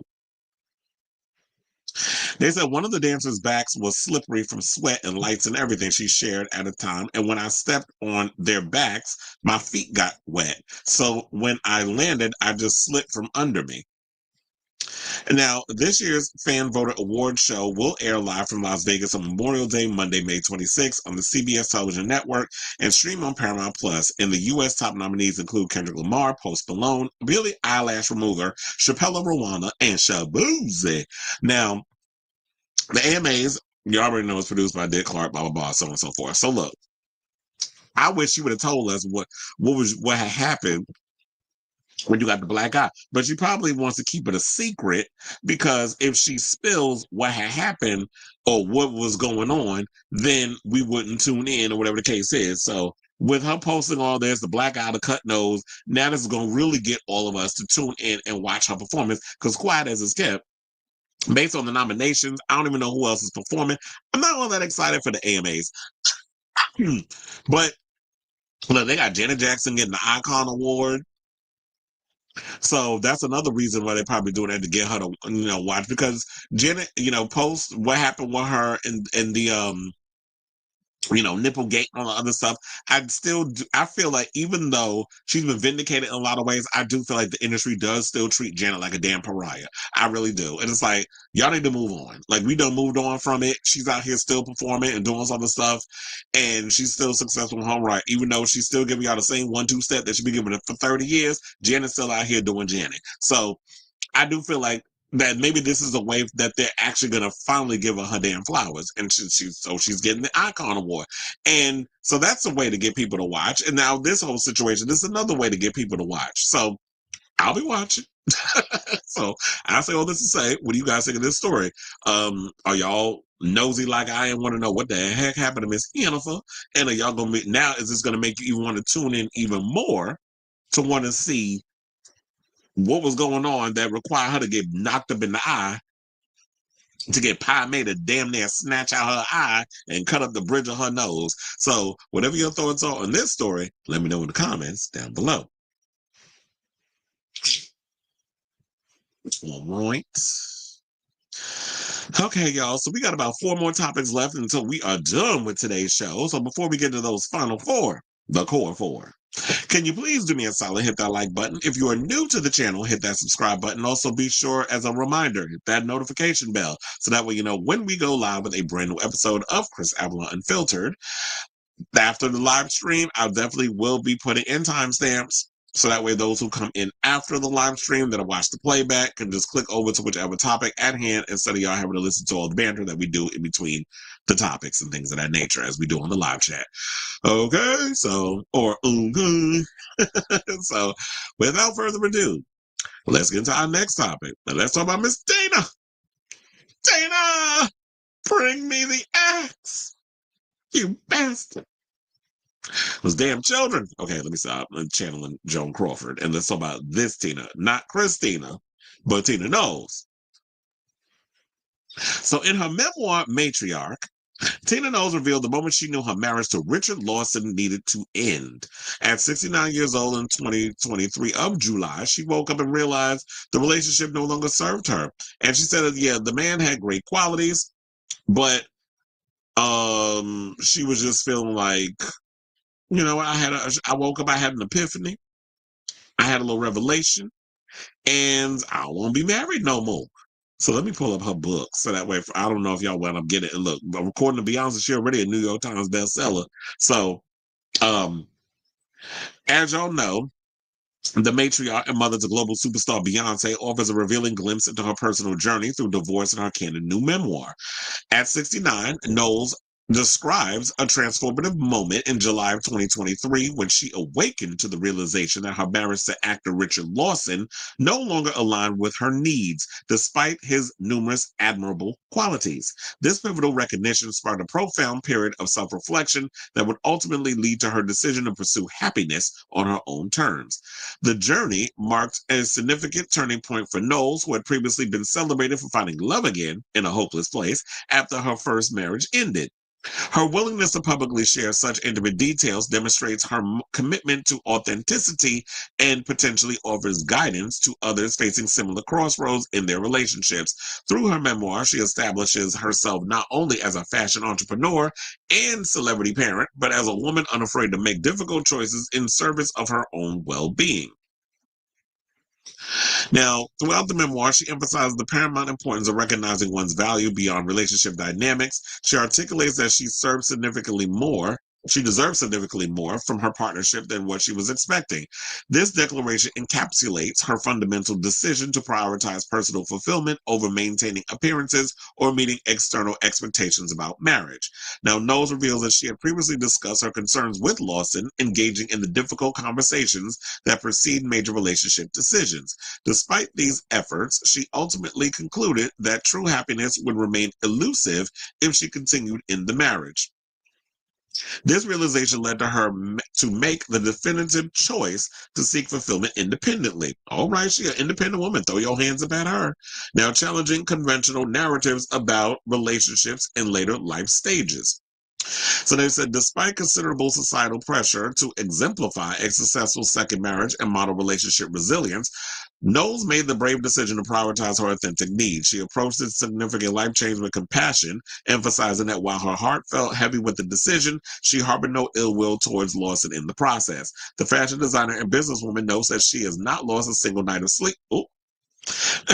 So she ain't lost a single night of sleep regarding her decision, indicating that emotional resolution she received achieved through careful consideration of her circumstances. This demonstrates her commitment to living authentically despite external judgments and expectations. Okay, I think we all got the point. So the reason, so they won't say what it was, like what was the thing, but it just seems like what I feel like I'm getting from all of this is that Tina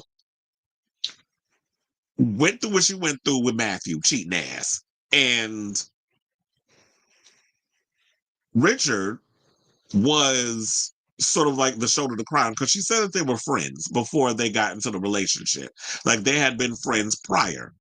And so he probably was there. He was a shoulder to lean on. She was in her feelings. She was, going through the emotion. She was in her feelings and all this other stuff. And Richard was there at a time when she needed a friend. Anytime you need a friend, I will be here. Hey, Mariah. So I think that's what all that happened. And then there's this thing of like, oh yeah, if I found love again. And so now we need to get married. We need to do all those things. It's like, no, you don't technically have to follow all these rules that were put into place that I guess she was raised to believe. And I think that that's why I love, like, now there's so many people that are changing what marriage is or making it work on their own terms for them and not having to follow the norm or whatever is considered normal relationships. So I feel like Tina has gotten to a place where she was just like, you know what? I went through all these emotions. I was doing things to appease others, but at the end of the day, I'm not fulfilled, and I'm not fulfilled. I'm not happy. And I've always said that, you know what? Not everybody is meant to be married. Not everybody is meant to be in this relationship. The relationships work with the way they've worked. I love him still, but I feel like for me, I don't feel whole when I'm in a relationship with somebody. You know how Tom Cruise went around that damn movie, Jerry Maguire, talking about you completely? Well, she didn't feel completed. She feels completed solo. So I totally get why she feels the way she feels and saying like, yeah, I ain't lose no sleep over it. But my thing is, what you saying that it feels a little shady and harsh. And some people be like, well, Tina always came across like she just a mean old lady any damn way. No, it's just the fact that it's probably all that damn fill in her face that why she got that permanent resting bitch face. But for the most part, I'm glad that you found love within yourself because, as a wise queen once said, if you can't love yourself, how in the hell you gonna love somebody else? Can I get a hallelujah? up in here. Oh no, we don't want Halle lose because she around here allegedly doing nasty stuff to people without their consent. So let's get an amen instead. Can I get an amen? Can I get an amen? If you can't love yourself, how in the hell you gonna love somebody else? Can I get an amen? Hey, Rue. But anyway, let me start acting stupid. What do y'all think of this story? Whatever your thoughts are on this matter, and if reading this book, if it helps any of you other folks out there, women and men, to want to be in your own relationship without, or not relationship, but just find a way to be like, you know what? I'm in a similar situation, and this book gave me the courage to actually step outside of what I'm used to and finding the courage that, you know what, I'm better off alone. And it's good to be a companion with your friend. And if she need to get it in, she can get it in. But I just hope that Tina ain't out here just using Beyonce touring and her watching over the fashions and the grandkids and all this stuff as an excuse for not having to live her best life. But she said she didn't lose a night of sleep. So I guess it is what it is. So let me know what you guys think of this story in the comments down below.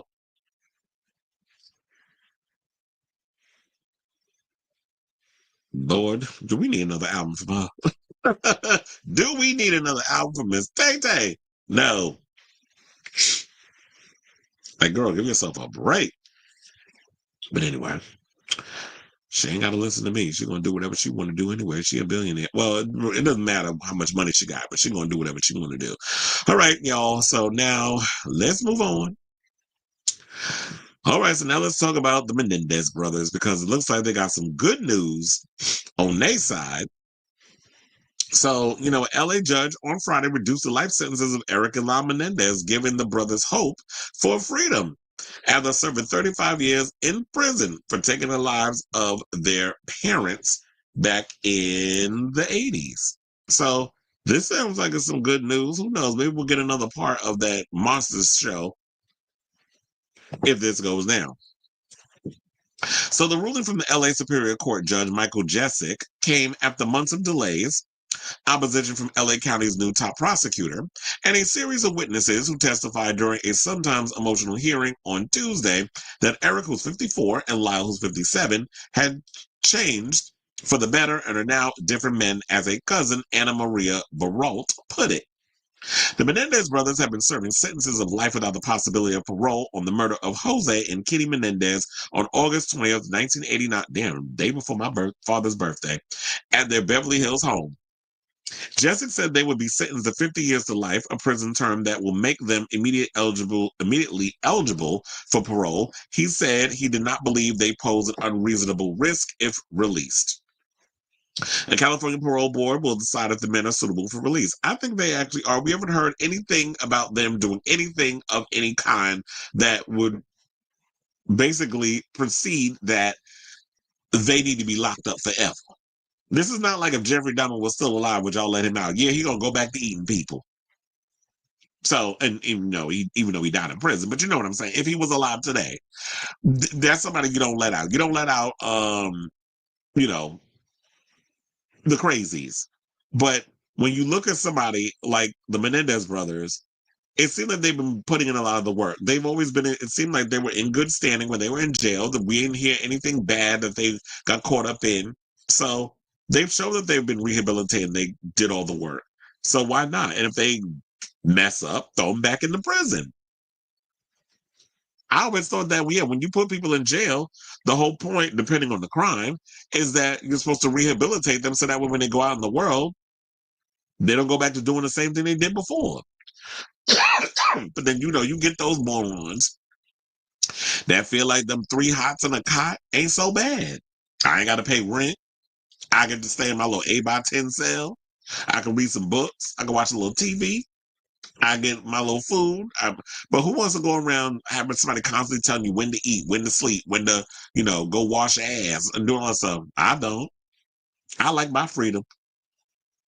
Freedom, I can't move. Freedom, turn me loose. Okay. So now, California Parole Board, as I said, will decide if they're suitable for release. The brothers began giving statements via video link immediately after the judge's ruling, which Lyle said he made no excuses for taking the lives of his parents and acknowledging that he made a mockery of the legal system after his arrest by seeking to have people perjure themselves on his behalf. Today, 35 years later, I'm deeply ashamed of who I was. Eric echoed those sentiments, saying his his crimes were cruel and vicious. He said, adding that he is directly responsible for it all. Among those who speak on the brother's behalf, was a retired judge who described himself as very pro-law enforcement and said he never before testified for someone convicted of a crime. Another witness, a rapper who goes by X-Rated, and that'll be R-A-I-D-E-D, said he met the siblings in prison and attributed his release under California's youthful offender law to them. Saying, I went to what I call Menendez University, he said, recalling how they helped him and other inmates learn to express remorse and gain insight into their crimes. Now, during 2 trials between 1993 and 1996, the brothers testified that they unalived their parents in self-defense after Lau threatened to expose his father's alleged abuse of his brother. Prosecutors described the killings as cold-blooded and financially motivated. Well, it did kind of look bad after the fact, but I mean, yeah, these kids come from money. So, I mean, I'm not excusing it, and they're not excusing it either. They was like, yeah, we was up to some things. We was doing things we shouldn't have been doing, but we are at a place now that we understand. We've taken accountability for our actions. I'm wondering, how old were they when they did it? Were their frontal lobes fully developed? Because, at 25 is when a man's brain is fully, frontal lobe is fully developed. They finish growing as a man. That's when you fully begin your adulthood, and then you start to, the body starts to disintegrate as you're starting to die at that point. I mean, slowly, you know what I'm saying? But so I do wonder in regards to that, because some people aren't of sound mind when they do certain things at that time, or they're not thinking clearly, or you could have been at your wit's end. But it doesn't matter. The fact of the matter is, the parents is dead. They've done their 3 decades. They've shown remorse. They realize what they did was wrong. They've done the work, not only on themselves, but other inmates, where we just heard from one of the inmates that I just read that said that, yeah, he went to what they will call Menendez University, and they showed us how to, show our emotions and have empathy and understanding of, yeah, what you did, whatever the crime is that you did is wrong, and how you atone for it. And if they're going to do the work, if they've done the work on themselves and others, then I don't see how they're seen as harmful to anyone else. So we'll see how all this turns out. I'll definitely be keeping myself abreast of the story as it develops, but I definitely want to hear from you all. What do you guys think of this story? Would you like to see the Menendez brothers free? Like I want Luigi free? It's time to free the Menendez brothers. So let me know what you guys think of this story in the comments down below.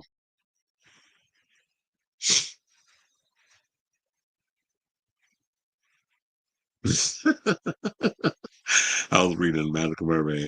You said that's what friends are for.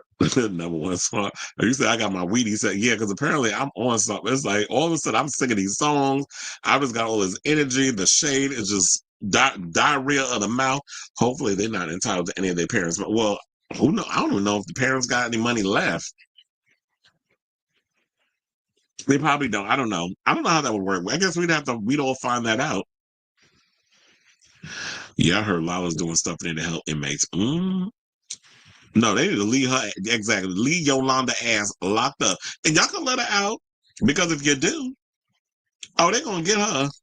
You already know the people down in Texas want her head on a pike.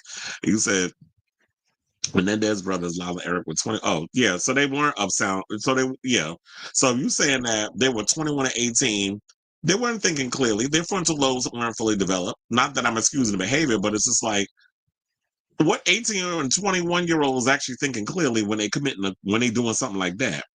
And then being irresponsible. It's like, yeah, we going on shopping sprees with our parents' money and running up the credit cards and all that stuff.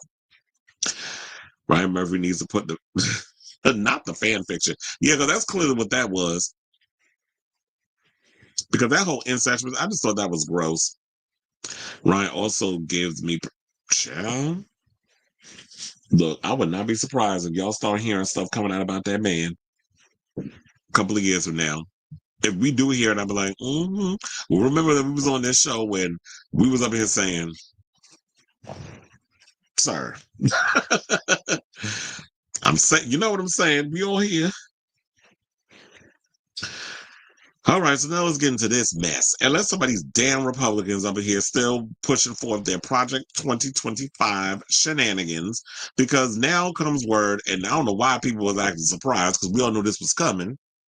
That now they're trying to they're trying to ban adult cinematography, which I don't know why they're trying to do that, because 9 times out of 10, them damn Republicans, they be the main ones that be watching stuff. And I guarantee you, if I look at y'all history, y'all watching the T-girl porn with the girls that are not post-op. Y'all looking at the pre-op adult stuff. I'm trying to be careful with the word, with the stuff that I'm up in here saying.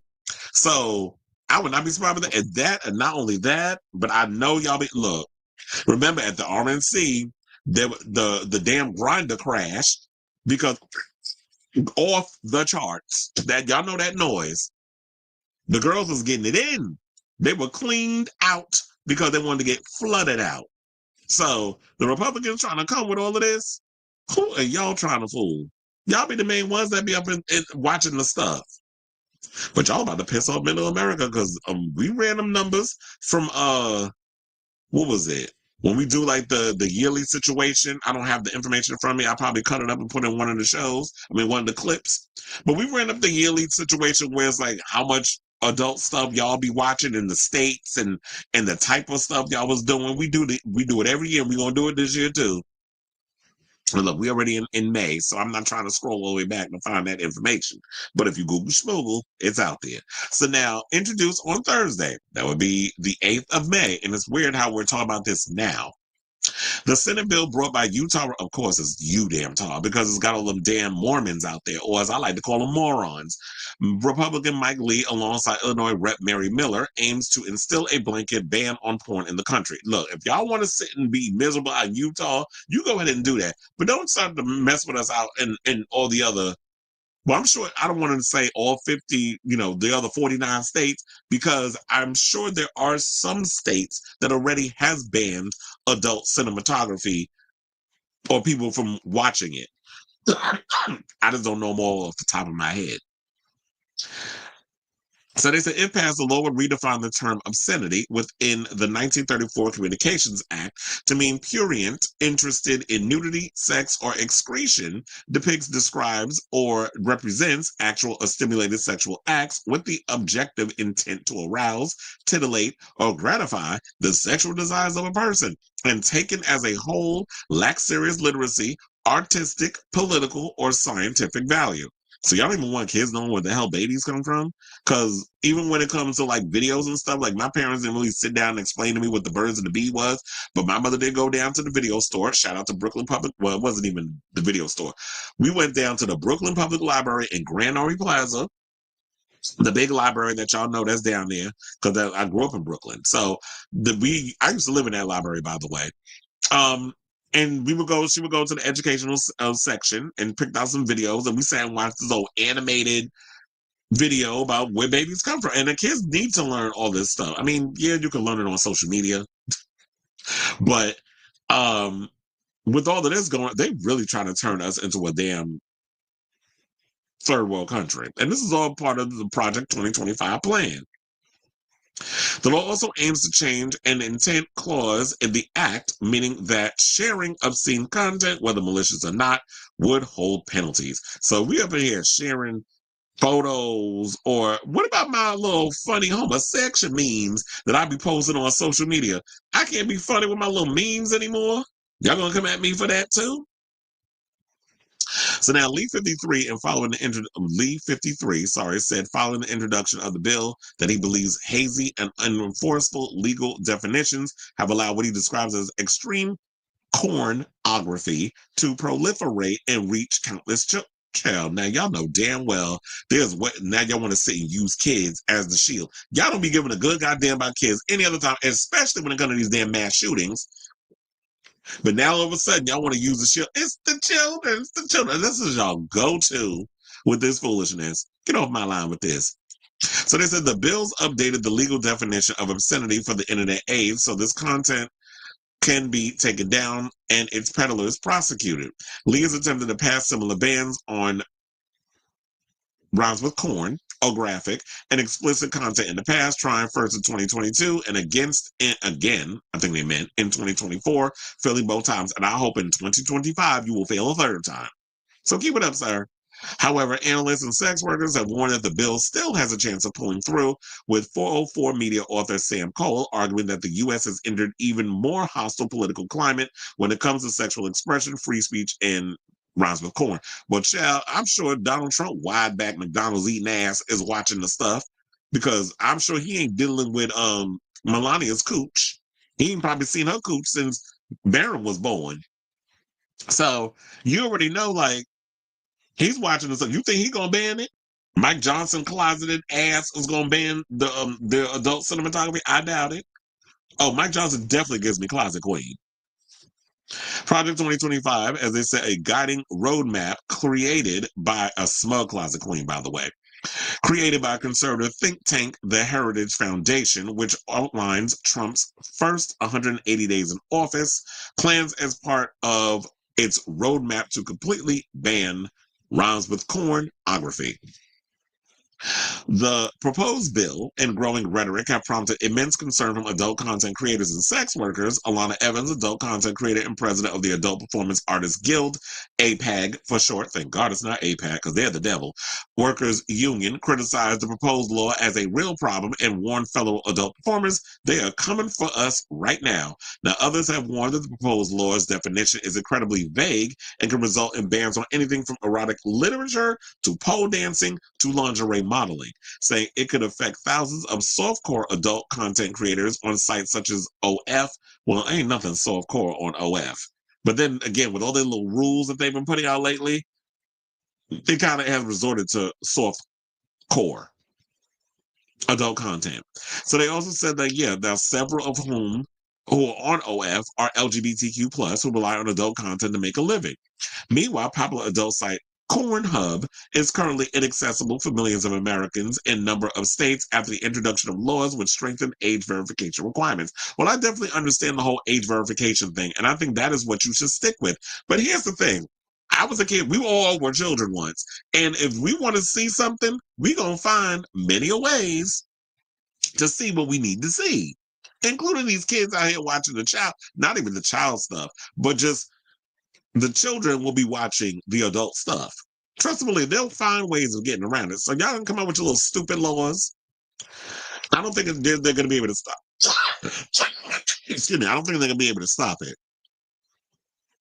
So yeah, they said, so yeah, but yeah, so Pornhub is, was inaccessible because of after the introduction of laws restricted age verification requirements. So yeah, I think the age requirement situation should be pushed, but it just goes to show that a lot of y'all, they don't care about all this other stuff. This is literally, y'all want to control people. You want to tell them what they can and cannot watch, what they can and cannot enjoy. You want to take things away. I mean, we already got a president talking about, well, they can only have $2 instead of 30. I don't know where he hangs out, but it also goes to show that he has just a lack of understanding of human beings. Because what child gets $30 damn for Christmas?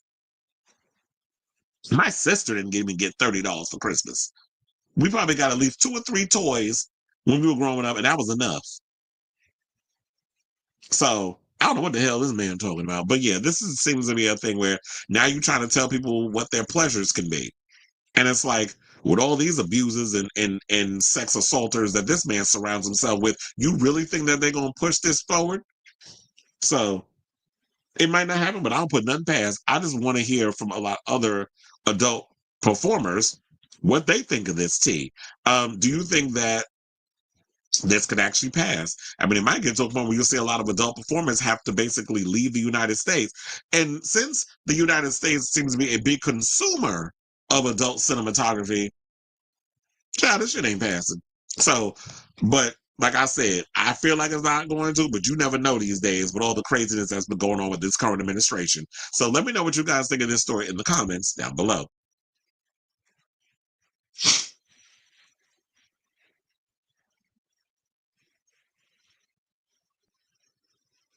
Mm-mm. Um, Oh, I don't think I read this one. Hey, Lanier. It said keeping them in prison would be CA prosecutors trying to save face for dismissing their abuse allegations. Yeah, and that was another thing too, because I always, I can't say I always believe, because when the Menendez brothers did what they did, I was way too young. I didn't know what the hell was going on regarding that story. But now rewatching certain things, and now that there's been a resurgence of the Menendez brothers in media and the Ryan Murphy series and the documentaries and stuff that they've been making on them. I'm old enough to be able to understand what's going on now. So I do feel like there was some abuse involved, because we all know, especially when, if you're older, and you feel like in this day and age of Me Too and that sort of thing, that there is a relatability to back in the day. You couldn't talk about guys being molested or abused or things of that nature. So I do believe that those kids were harmed by their abusive father. I mean, we had a story we just did not too long ago. Members of Menudo said that they were abused by Jose Menendez. So, and we all know abuse. There's a lot of predators that are running around Hollywood. So, when it comes to obscene law, this affects Game of Thrones and Terrifier. Well, we'll see if it'll affect the movies and things. He said now they're trying to take away. Yeah, I heard that they're trying to do, what is it? Gut? Oh, fine. Was it $85 billion or something? But yeah, this is kind of put out there. This is going to happen. There was something. I think I might have saved it. Probably not, because I was like, there was this guy that said something. He pretty much predicted that this would happen. But I think I deleted the post. My job has been getting on my damn nerves lately. They sent so many damn vortexes for work today, and I didn't even answer. I kept messing up. Because it was like at the last minute, they decided to do a watch party for the Knicks. So I was like, look, I'm already in the middle of a show, so it is what it is. Roro says, since they love freedom of religion, we need to establish, the Church of Adults in Can you imagine? And then no tax write-offs either, because they don't pay taxes, them churches. We got to find a loophole. If they want to talk obscenity, they need to look at what Trump is doing. Oh, please, they love what these people are the biggest freaking damn hypocrites. Look at all the kids committing suicide because of bullying. You already saw my comment on Facebook, but for your viewers, this is an elitist move. They want access to corn and hookers, but Joe Public is a lower life form in their mind, so they don't want us to have it. Because they be the main ones that be calling up, the prostitutes and things of that nature to come to their establishments. And I sent you a video on Twitter of Mama Rude talking about little windows, short-lived periods of societal openness that felt like progress, only to slam shut again, an era of conservatism and progression. Didn't she do that? Was that something that she did? Hold on. Wasn't that something that she talked about? I believe. I feel like she did that when she appeared on the episode of In Bed with Joan. I feel like she did that, and that's where that came from. Is it in the message? Oh, look, Nene said that she was offered a job on The Real, which she believes went to Lonnie Love after she declined. Well, look, girl, you keep turning down gigs. This is why you are where you are. Oh, I see it. Hold on. Let me.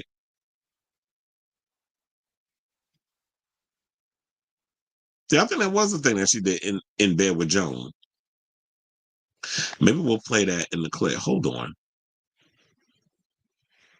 So you saying that RuPaul predicted this era 25 of renewed conservatism, fat phobia, and hate in 2013. We lived in the era of little windows, short-lived periods of societal openness that felt like progress, only to slam it shut again. That's what it is. It's like, it always feels like whenever we take a step forward, it's always like 3 steps back. And that's the thing that sucks about this country, is that it always feels like that's what we do. Hold on, let me pull that video up so that we can all watch it as a class.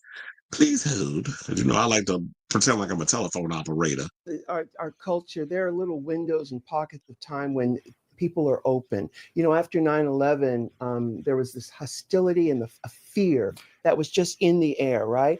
And you know, after that died down, and you know, Obama got into office, it's not because of Obama, but Obama is a result of this openness that happened. And I think the success of our show is a part of that openness. Now, obviously, in the late 70s, there was an openness with dancing, and people were willing to, to move below the waist, and obviously in the 60s, there have been little pockets. Actually, when I first hit the big time in 93, there was a small window, but those windows close, they open, they close. And I think that is why we're experiencing that right now. And I think that's why our show is successful. But it will close again. It's not always that way. You really think it will close again? Absolutely. That's the history of mankind. I can't believe, I mean, during the 80s, I couldn't believe some of the things that people, even gay people, became very conservative during the 80s, you know?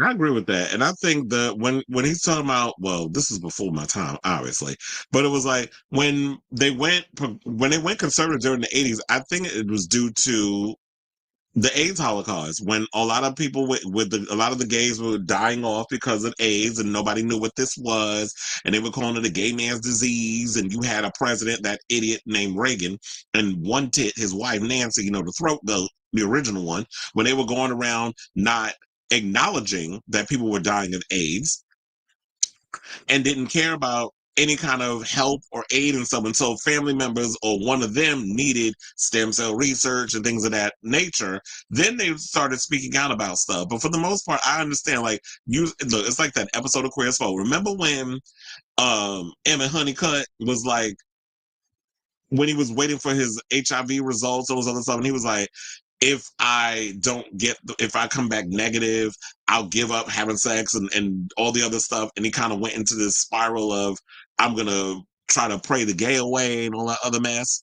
I think that's what that does. It shocks a lot of people into this sort of feeling guilty. So they move away, and they feel like, if I condemn them, if I go against them and I move into this more conservative thing, then I don't have to deal with the pain and the vitriol of all the other stuff. And it's like, just live and let live. Why are y'all sitting out here worrying about all this other mess? So I totally get the whole, like, this going into, but I just think it's people going about it the wrong way. This going into this sense of conservatism. And we see it now, where it's like, you see a lot of gays cucking for Trump and all this other stuff. And it's like, that man don't care about y'all. Just like, and it seems like it's cyclical. It's not even just with him. It was during the Reagan era, during the Bush eras, during all these different eras. These politicians don't, like that old nutbag said George Bush don't care about black people. It's the same like with any kind of situation. And quiet as it's kept, I feel like these Democrats don't either. Because I feel like they be taking advantage of us when they need something too. Like they expect, like, remember what old senile ass Joe Biden said? Because it's funny how he didn't even remember George Clooney, and the man came up to him recently. So we know his brain is on a decline. But he's not the only one, because Trump brain declining too. I saw the video where he was over in Saudi Arabia and falling asleep in the chair. First of all, he got up and went the wrong way. The prince had to point him to the table. We had to sign whatever he needed him to sign. And I would not be surprised if that old plane that he gave him is bugged. So they probably know what's going on over here and secretly spying. And now I'm starting to lose my train of thought because I'm going on this tangent. But let me just wrap this up. So I totally understand where RuPaul is coming from. Where it's just like, you know what? It's cyclical. It's like whenever we progress and we move into the right direction. And it's like the minute we get comfortable, then all of a sudden they pull the rug up from up under us. And I feel like we do it to ourselves. We sit up here and we sabotage ourselves in these situations where we allow, these things to happen. And we should just, live and let live. We have the right to be able to survive out here and do the things that need to be done. But it might be our inner saboteur. That got something to do with it. But I knew it was because I remember when you mentioned it, I was like, it must be that In Bed with Joan episode. Shout out to Joan Rivers. I miss that woman. She is an icon. One of my favorite comedians. And I'm trying to remember, is it this week that Joan Rivers special is supposed to be coming on? Because I definitely want to check that out. You saying you can confirm it. What you talking about? Mike Johnson, homosexual, closeted ass? Okay, he's definitely giving us like prolapse booty hole. Once the news reaches the straights, they'll pull up their pitchforks. Of course. Well, the straights is the one that's going to be. Well, it's like they're trying to go for the gays, but I feel like the person that I mentioned that commented in the thing, one of the sex workers, I think it was she's a straight woman. So yeah, once the straight boys can't beat their dicks another because quiet as it's kept, they talking about the new generation is having a hard time getting girlfriends and stuff. Hence why now they're saying that there's an uprise in young men going to church. So now they all getting Jesus. Okay, what the hell is this world? It's like America is literally. I'm just like I feel like I'm living in the multiverse. I feel like I'm in the Twilight Zone. I'm like what planet am I living on? Because this feels unreal with a lot of the craziness that has been happening. But like you said with the Menendez brothers, what happened is OJ got away with it because, well, I do agree with that. I do feel like because of the LA riots, Rodney King, I do feel like because of what happened with OJ, they made an example out of the Menendez brothers because they almost got away with it too. I don't know, I would have gotten away with it too if it wasn't for you straggling kids. Shout out to Scooby Doo. But yeah, I do feel like they would have been able, they would have gotten away with it as well. But they were made an example of. I definitely feel like they were made an example of. Google what he does. Mike Johnson tracks his son's porn thing on his phone. Oh, that's crazy. And that's why I was like, but what I would have been like is, does the kid pay? How old is his son? Because I'd be like, if you old enough to pay your own phone bill, can't nobody be tracking nothing. But I would not bring my phone in my house because then he probably, when I go to the bathroom, so he might pick it up real quick and stick a bug up in it. Mm-hmm. Yeah, I actually watched the interview again not too long ago. Yeah, I just recently saw that one too. 2 steps forward, 2 steps back. Okay. In the words of Paula Abdul, but I feel like we make more steps backwards. You have to Trump supporters saying live streaming playing video games for 8 hours a day isn't a real job.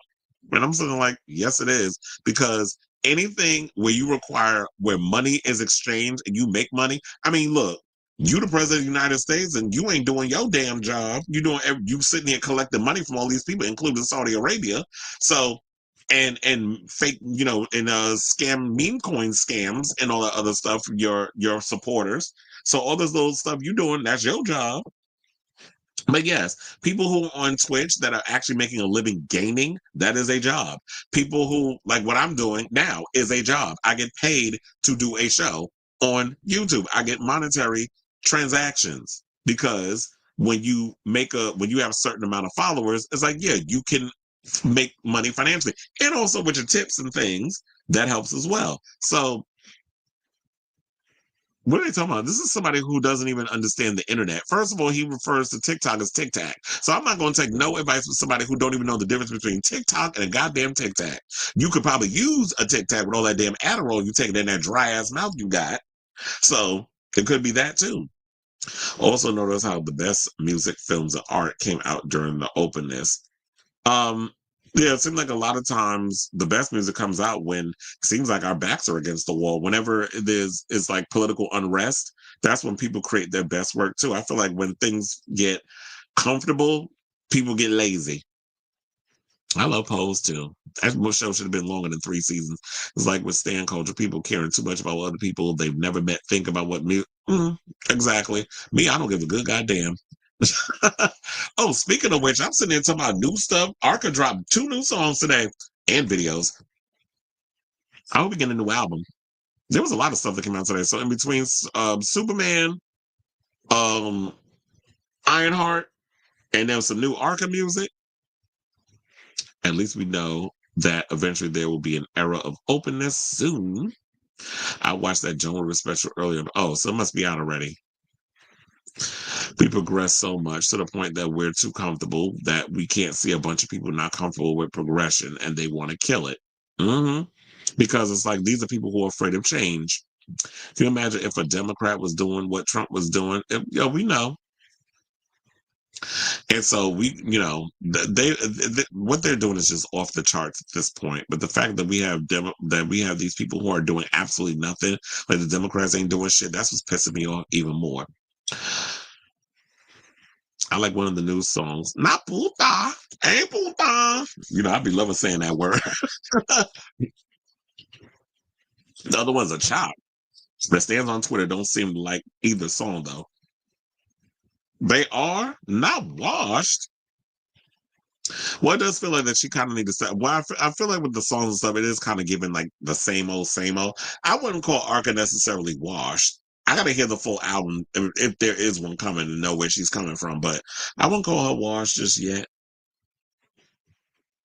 These kids be so quick to dismiss somebody. Like, damn. Now, speaking of trans women who isn't washed, let's talk about Valentina, who is officially come out as a trans woman. Now, I will say this, happy birthday to Valentina because it is her birthday today. And she decided to let her fans know that, yes, I'm a full-fledged trans woman.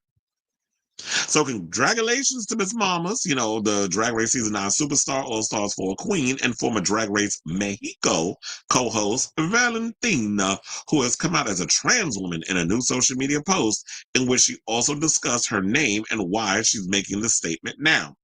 The 34-year-old announced today on, Wednesday that she is a trans woman and said the following.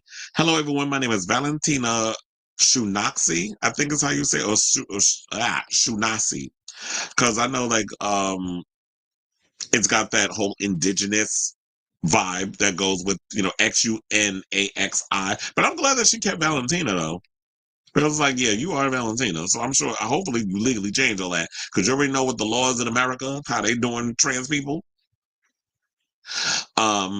Adore already talked about the headache she had to go through where she didn't get her paperwork done in time.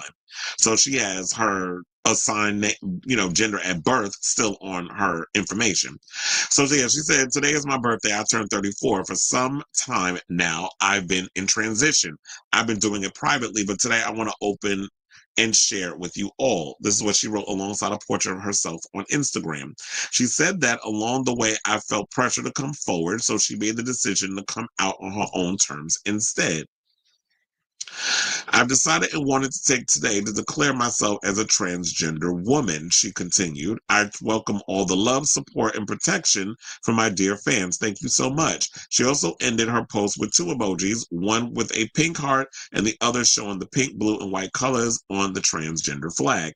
The California Queen initially competed on season 9, as y'all know, with RuPaul's Drag Race, upon which she captivated fans with her stunning looks. She fronted one of the most iconic moments in the show's history when she attempted to participate in a lip sync for the spot in the competition while wearing a mask covered on her mouth and saying, I like to keep it on, please. Remember when she performed Greedy? But I do have that clip over courtesy of the TikTok. We're going to play that as I go find her because what I should have did, which I'm kind of upset that I didn't do. I didn't think to pull up her Instagram. Chill. Not this, so now they're about to cut Medicaid. I can't stand y'all to deliver tax cuts for the rich. These people are just absolutely disgusted. I'm going to get into that right now, but I was like, let me look up, because I was supposed to look up Miss Valentina earlier. So that way I could have pulled up her thing. So yeah, while I go and do that, I want to play this clip. Hopefully we don't get in trouble for it. Like y'all did to my other post that I did about Miss Nicole Page Brooks. So hold on while we play this clip. Take that thing off of your mouth. I'd like to keep it on, please. I've experienced a lot of trauma in my life. Maskate was a very traumatic moment to me in my life. It's really an example of dissociation. When I look back at it, I can see it in my eyes that I'm disassociated, really exhausted, and I wasn't present, which is why I couldn't lip sync, why I couldn't do the song. People don't really believe me, but that's my experience of trauma. Sometimes when I have traumatic moments, I kind of freeze because I suffer from some mental health issues sometimes that I'm always working on. It's not my proudest moment, but it's a moment that people really recognize me for. I've tried to really make it humorous, but it's really hard to explain what I was feeling because I was really floating away in a different place. Take that thing off of your mouth. I'd like to keep it on, please. Okay, so now, so yeah, here's her Instagram post. She looks good here. So shout out to her. Come on, you're beautiful. You're looking like Linda Evangelista. Does she look like a Linda Evangelista? I would say she was giving more Salma Hayek up in here. She don't look like Linda Evangelista. A lot of girls coming out as trans though. She looks good though. So shout out to her. But here's the thing. I've always kind of sensed that Valentina might be trans. And, you know, she won Miss Congeniality, but remember when the fans was like, well, not the fans, the girls on the show, it was like, there's nothing congenial about Valentina. We'll call it fan favorite.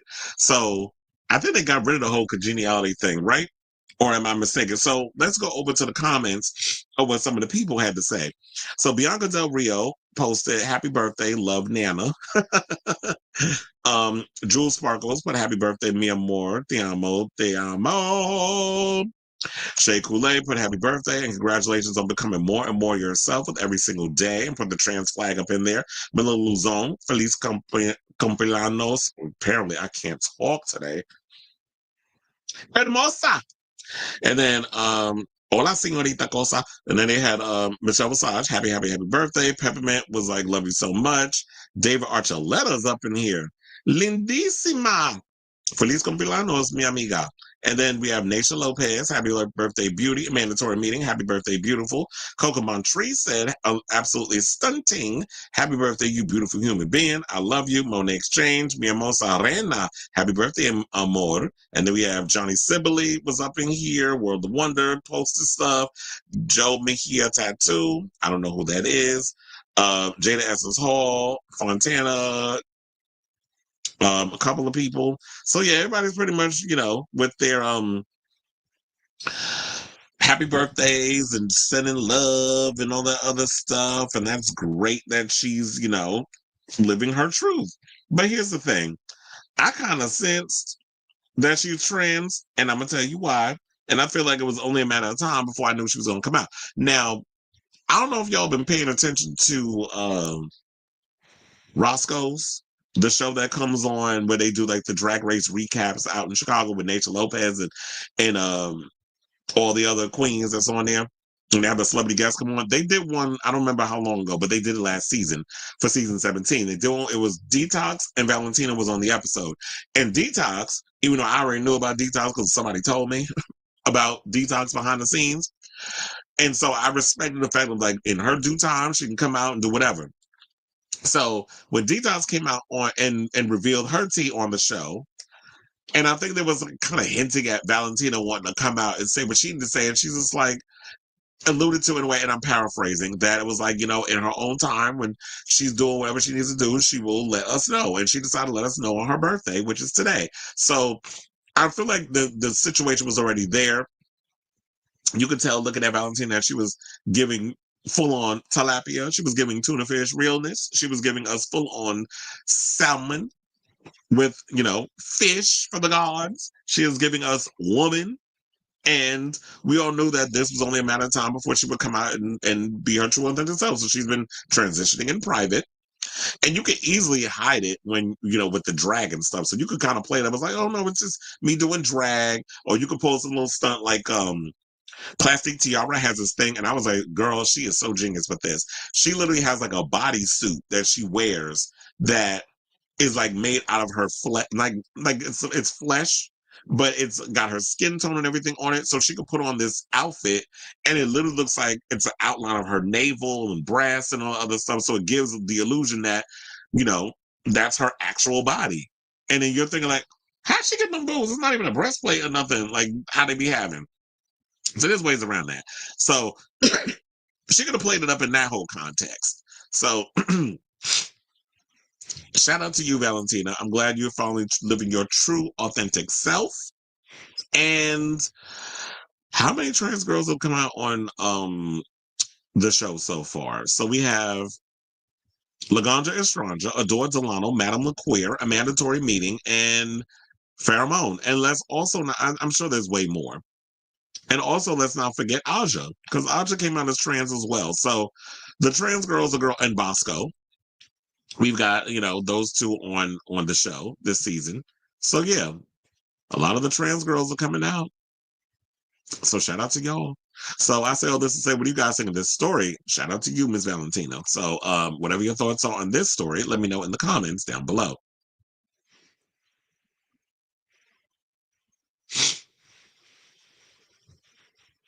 Stan Twitter to me is one of the biggest, dumbest corners of the internet. Saying Brat was the album maybe on Twitter, but the world outside the internet. I don't know anybody saying 360 or 365. I saw a clip of an interview with her not too long ago where she said she's known she was trans since she was little, and she told her brother she didn't feel like a boy. And I think at one point, if I'm not mistaken, Valentina identified as non-binary. So I just feel like, in ways like people say they're non-binary, it's them still trying to figure out where on the spectrum they fit. But gender identity and sexuality are two different things, but I'm glad that she's figured out who she is. Because I'm like, with all them features, honey, you are giving me woman anyway. So Valentina's lucky that she has such girlish features, because it definitely works for her. I regretfully grew on Stan Twitter. And what I will say is that it's just a bunch of teenage homosexuals being misogynist towards women, and there's a little actual music discussion on there. Hence why my account got suspended for reading a Barty Gang, do Jesus, on a Janet reaction video. Some queen got into it with me trying to reignite that Janet Madonna fan feud, and that's why I mentioned Stan. Child, fuck them hoes. Speaking of which, did y'all see the Madonna Louise Veronica Ciccone podcast dropped the episode yesterday where they was talking about the what are you talking about? Oh, they was talking about the Netflix series and a bunch of other stuff. I noticed that younger Janet and Madonna stans don't get into the stan wars, mostly because we didn't grow up with it. We love both artists equally. I kind of wish that it was like that, because I'm so sick and tired of the back and forth with the Janet and Madonna fans. Because I do feel like, if you didn't grow up in it, you're not going to have any connection. So therefore, you're not going to fight it. You like Madonna. A lot of younger generation, they like Madonna, they like Janet, and they like the music, they like the performances, and it is what it is. And that's what they judge on. But then there's those that just hold them grudges from back in the day. I see that as well with Madonna and Lady Gaga. It's definitely, and I think it's ever since that whole Born This Way, Express Yourself thing, and the Gaga was getting all the comparisons because she was following Madonna's blueprint, was trying to act like she wasn't. And I think that was where a lot of people was getting irritated, because like, you were taking from these other people, but then you was trying to act like it was the gaslighting, and that's why people got upset.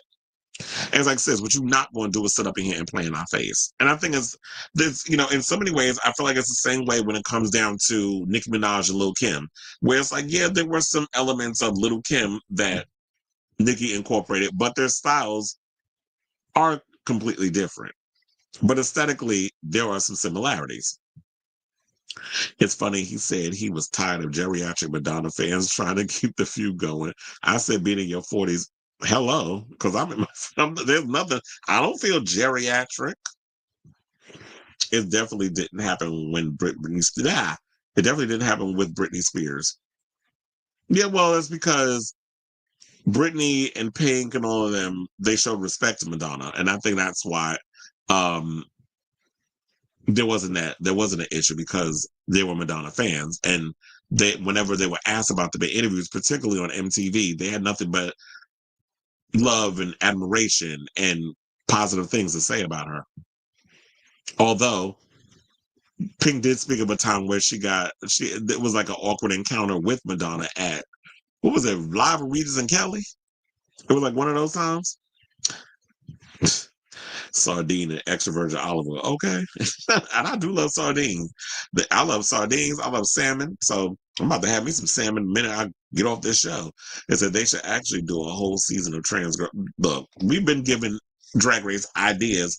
Oh yeah, y'all should do an all this season, an all pork chop season, an all trans girl season, a mother and a sibling season, or a mother-daughter season, or granddaughter or niece. Like the way they be, this one's related to this one and also to this one. It was so confusing with the Nepo baby queens that were on Drag Race last season. We give them ideas, but they doing what they doing. Okay, come on, Estrogen Nation.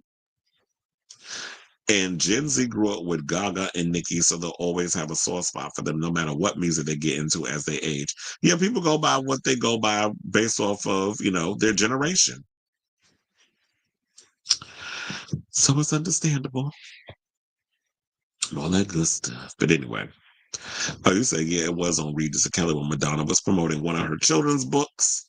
And was it English Roses? And Pink was fangirling, and she said she didn't think she liked her. I don't know. You know, Madonna is she's a funny one when it comes to. Oh, and then they also, and that also in that video, the podcast, the Madonna podcast, they was talking about the guy that does these parodies online where it makes it seem like he breaks in celebrity houses and was going on. So I was like, yeah, there's no way in hell. First of all, I knew that was some bullshit because I was like, and I watched it all the way through, but I didn't see the other video that they did where they was in her closet. Because I'm sure she's got more than one. But it was like when they went in her house and he's going through her stuff, and we see like the typewriter and the pictures and all other stuff, and the floors is creaking, the steps is creaking, and all of that. And it's like, first of all, Madonna lives in a fortress. There's no way in hell you getting in that damn house without her knowing about it. Yeah, it's like Pink. I'm sure she's that, but you know what? There's always like things get lost in translation, or I think sometimes what happens is fans chirp in people's ear, media tries to ignite feuds, and or people behind the scenes that work in their camp will start some mess. So I think sometimes things get lost in translation. It says, sorry if I missed it, but did you catch Tamar on Nene Leak's show? She went after Lonnie Love several times. Well, no, I did not. I heard that they dropped the episode. I need to check that out. First of all, I need to catch that. I got to watch the Living Single podcast. They dropped 2 episodes, the one last week and the one that came out today with Kim Fields. I got to watch that. So yeah, there's a lot of things I got to catch up on. I've been so far behind on a lot of the stuff that I normally watch. But yeah, I got to catch that. I do want to kind of see the one with Cynthia Bailey, but not really because Cynthia's kind of boring. So I would definitely catch the Tamar one later on because I definitely want to hear that. Because, child, now don't be surprised, Tamar, if Lonnie come for that throat because you're trying to be messy. So, all right, y'all. So now we're at the end of today's show. I want to thank you all for tuning in to the latest episode of Chris Avalon Unfiltered. If you have not, for the final time, if you have not hit that like button, hit that like button. If you are new to the channel, hit that subscribe button. Also, be sure to smash the notification bell so that way you know when we go live with a brand new episode of Chris Avalon Unfiltered. Yes, they did get Kim Fields, I believe, because they showed like a trailer. I think they got a lot of the cast members. I didn't see if they got Queen Latifah yet, but they got some people that work behind the scenes. They did an interview with T.C. Carson, which I definitely want to see because there was some stuff that happened between them where I believe he got fired during the 4th season. And he felt that because Eric Alexander mentioned this on the interview that she did with the Breakfast Club, her and Sinclair was on there. And she talked about how TC thought that they didn't have his back. And she was like, that wasn't true. That basically what happened was they didn't know that he was fired until like they went coming to New York, do the upfronts and all the other stuff. And they were like, TC ain't coming back. That was Kyle Barker. Yeah, Kyle Barker, right? Yeah, Kyle. They were like, he's not coming back. We fired him. It's nip it in the bud. It is what it is. And nothing y'all can do about it. And them being that young, they didn't know the power that they had. So they didn't know that they could band together like them damn saltines over there at the, Friends, whoever was just like, oh, we know the power that we have, so we could all band together and they'll give us the money that we're owed, or they'll give us the pay that we want because we could stand together in solidarity. So, and then also when you're dealing with colorism and all that other stuff, so that's one I'm going to look forward to. So yeah, so they did get Kim Fields, not Chismosa. Let's say Angela says she left the Breakfast Club finding the boys club misogynistic and stuff. To her, the day they had Candace Owens on, they've had her on a couple of times, but the good thing is she's off doing her own thing with Jasmine from the Jasmine brand. So she's off doing her own thing, and now look, they got the other girls on there. They got Jessica Hilarious and Lauren LaRosa. I sent you the 3 hour. Oh, so this is recent? She read Charlamagne to the floor saying he's grifting is because conservative media was extremely popular. Now he's back to being liberal because the money is back. Yeah, look, him, Joe Rogan, Bill Maher trash ass, he needs to get off the damn air because he pissed me off. Now this motherfucker had the nerve to say that anybody that is pro-Palestine is a terrorist. This is his words. he said this recently on that episode of Bill Maher that he did. Kyle Kalinske ate him up and even showed an old video that's circulating of his wife, Crystal Ball, basically read his ass down to the floor of his own show. But you know, Bill Maher, he's an idiot. He has nothing that he stands for and all the other stuff. So they go where the money goes. This is all of them. They're all a bunch of damn grifters. And so Charlemagne, I believe, also is getting into producing movies. And his first one that he's going to be doing is with what's his name? He's doing Jonathan Majors. They're supposed to be doing a movie together that he's producing with I think it's Basil Owanik from who's produced like the John Wick movies and stuff. So Charlemagne's getting into producing movies and things now. Yeah, Bill is trash. I haven't watched him in years, but he is trash. He's washed. He needs to get off the air. The stuff he says is stupid. I do feel like the audience doesn't agree with him 9 times out of 10, but they have that applause sign that goes up and they all clap like damn seals because he needs his ego stroked. He's out here licking Trump's ass because he needs attention and he wants all this other stuff. It's just like Bill Maher is trash. He need to get his ugly Zionist behind off the air. I have the nerve to speak on black women. I said, just because you fucked a black woman and that man still think that he could say the N-word. That's why I was like, the next time he said that, somebody should punch him in his damn mouth. I can't stand him. The HBO gives him a platform. And you can give it to him. I just refuse to watch. But I am curious to see what those ratings are over there. But anyway, let me get off the line. And I'll be back tomorrow with a brand new episode of more messiness. Lord willing. Thank you all for tuning in. Thank you all for supporting the show. Thank you all. Thank you for being a friend. And all that good stuff, whatever the rest of the lyrics are. So yeah, love you all for watching. Thank you all for tuning in. Until next time. Ciao, darlings. Ooh, wait, hold on. I said, let me take all that out.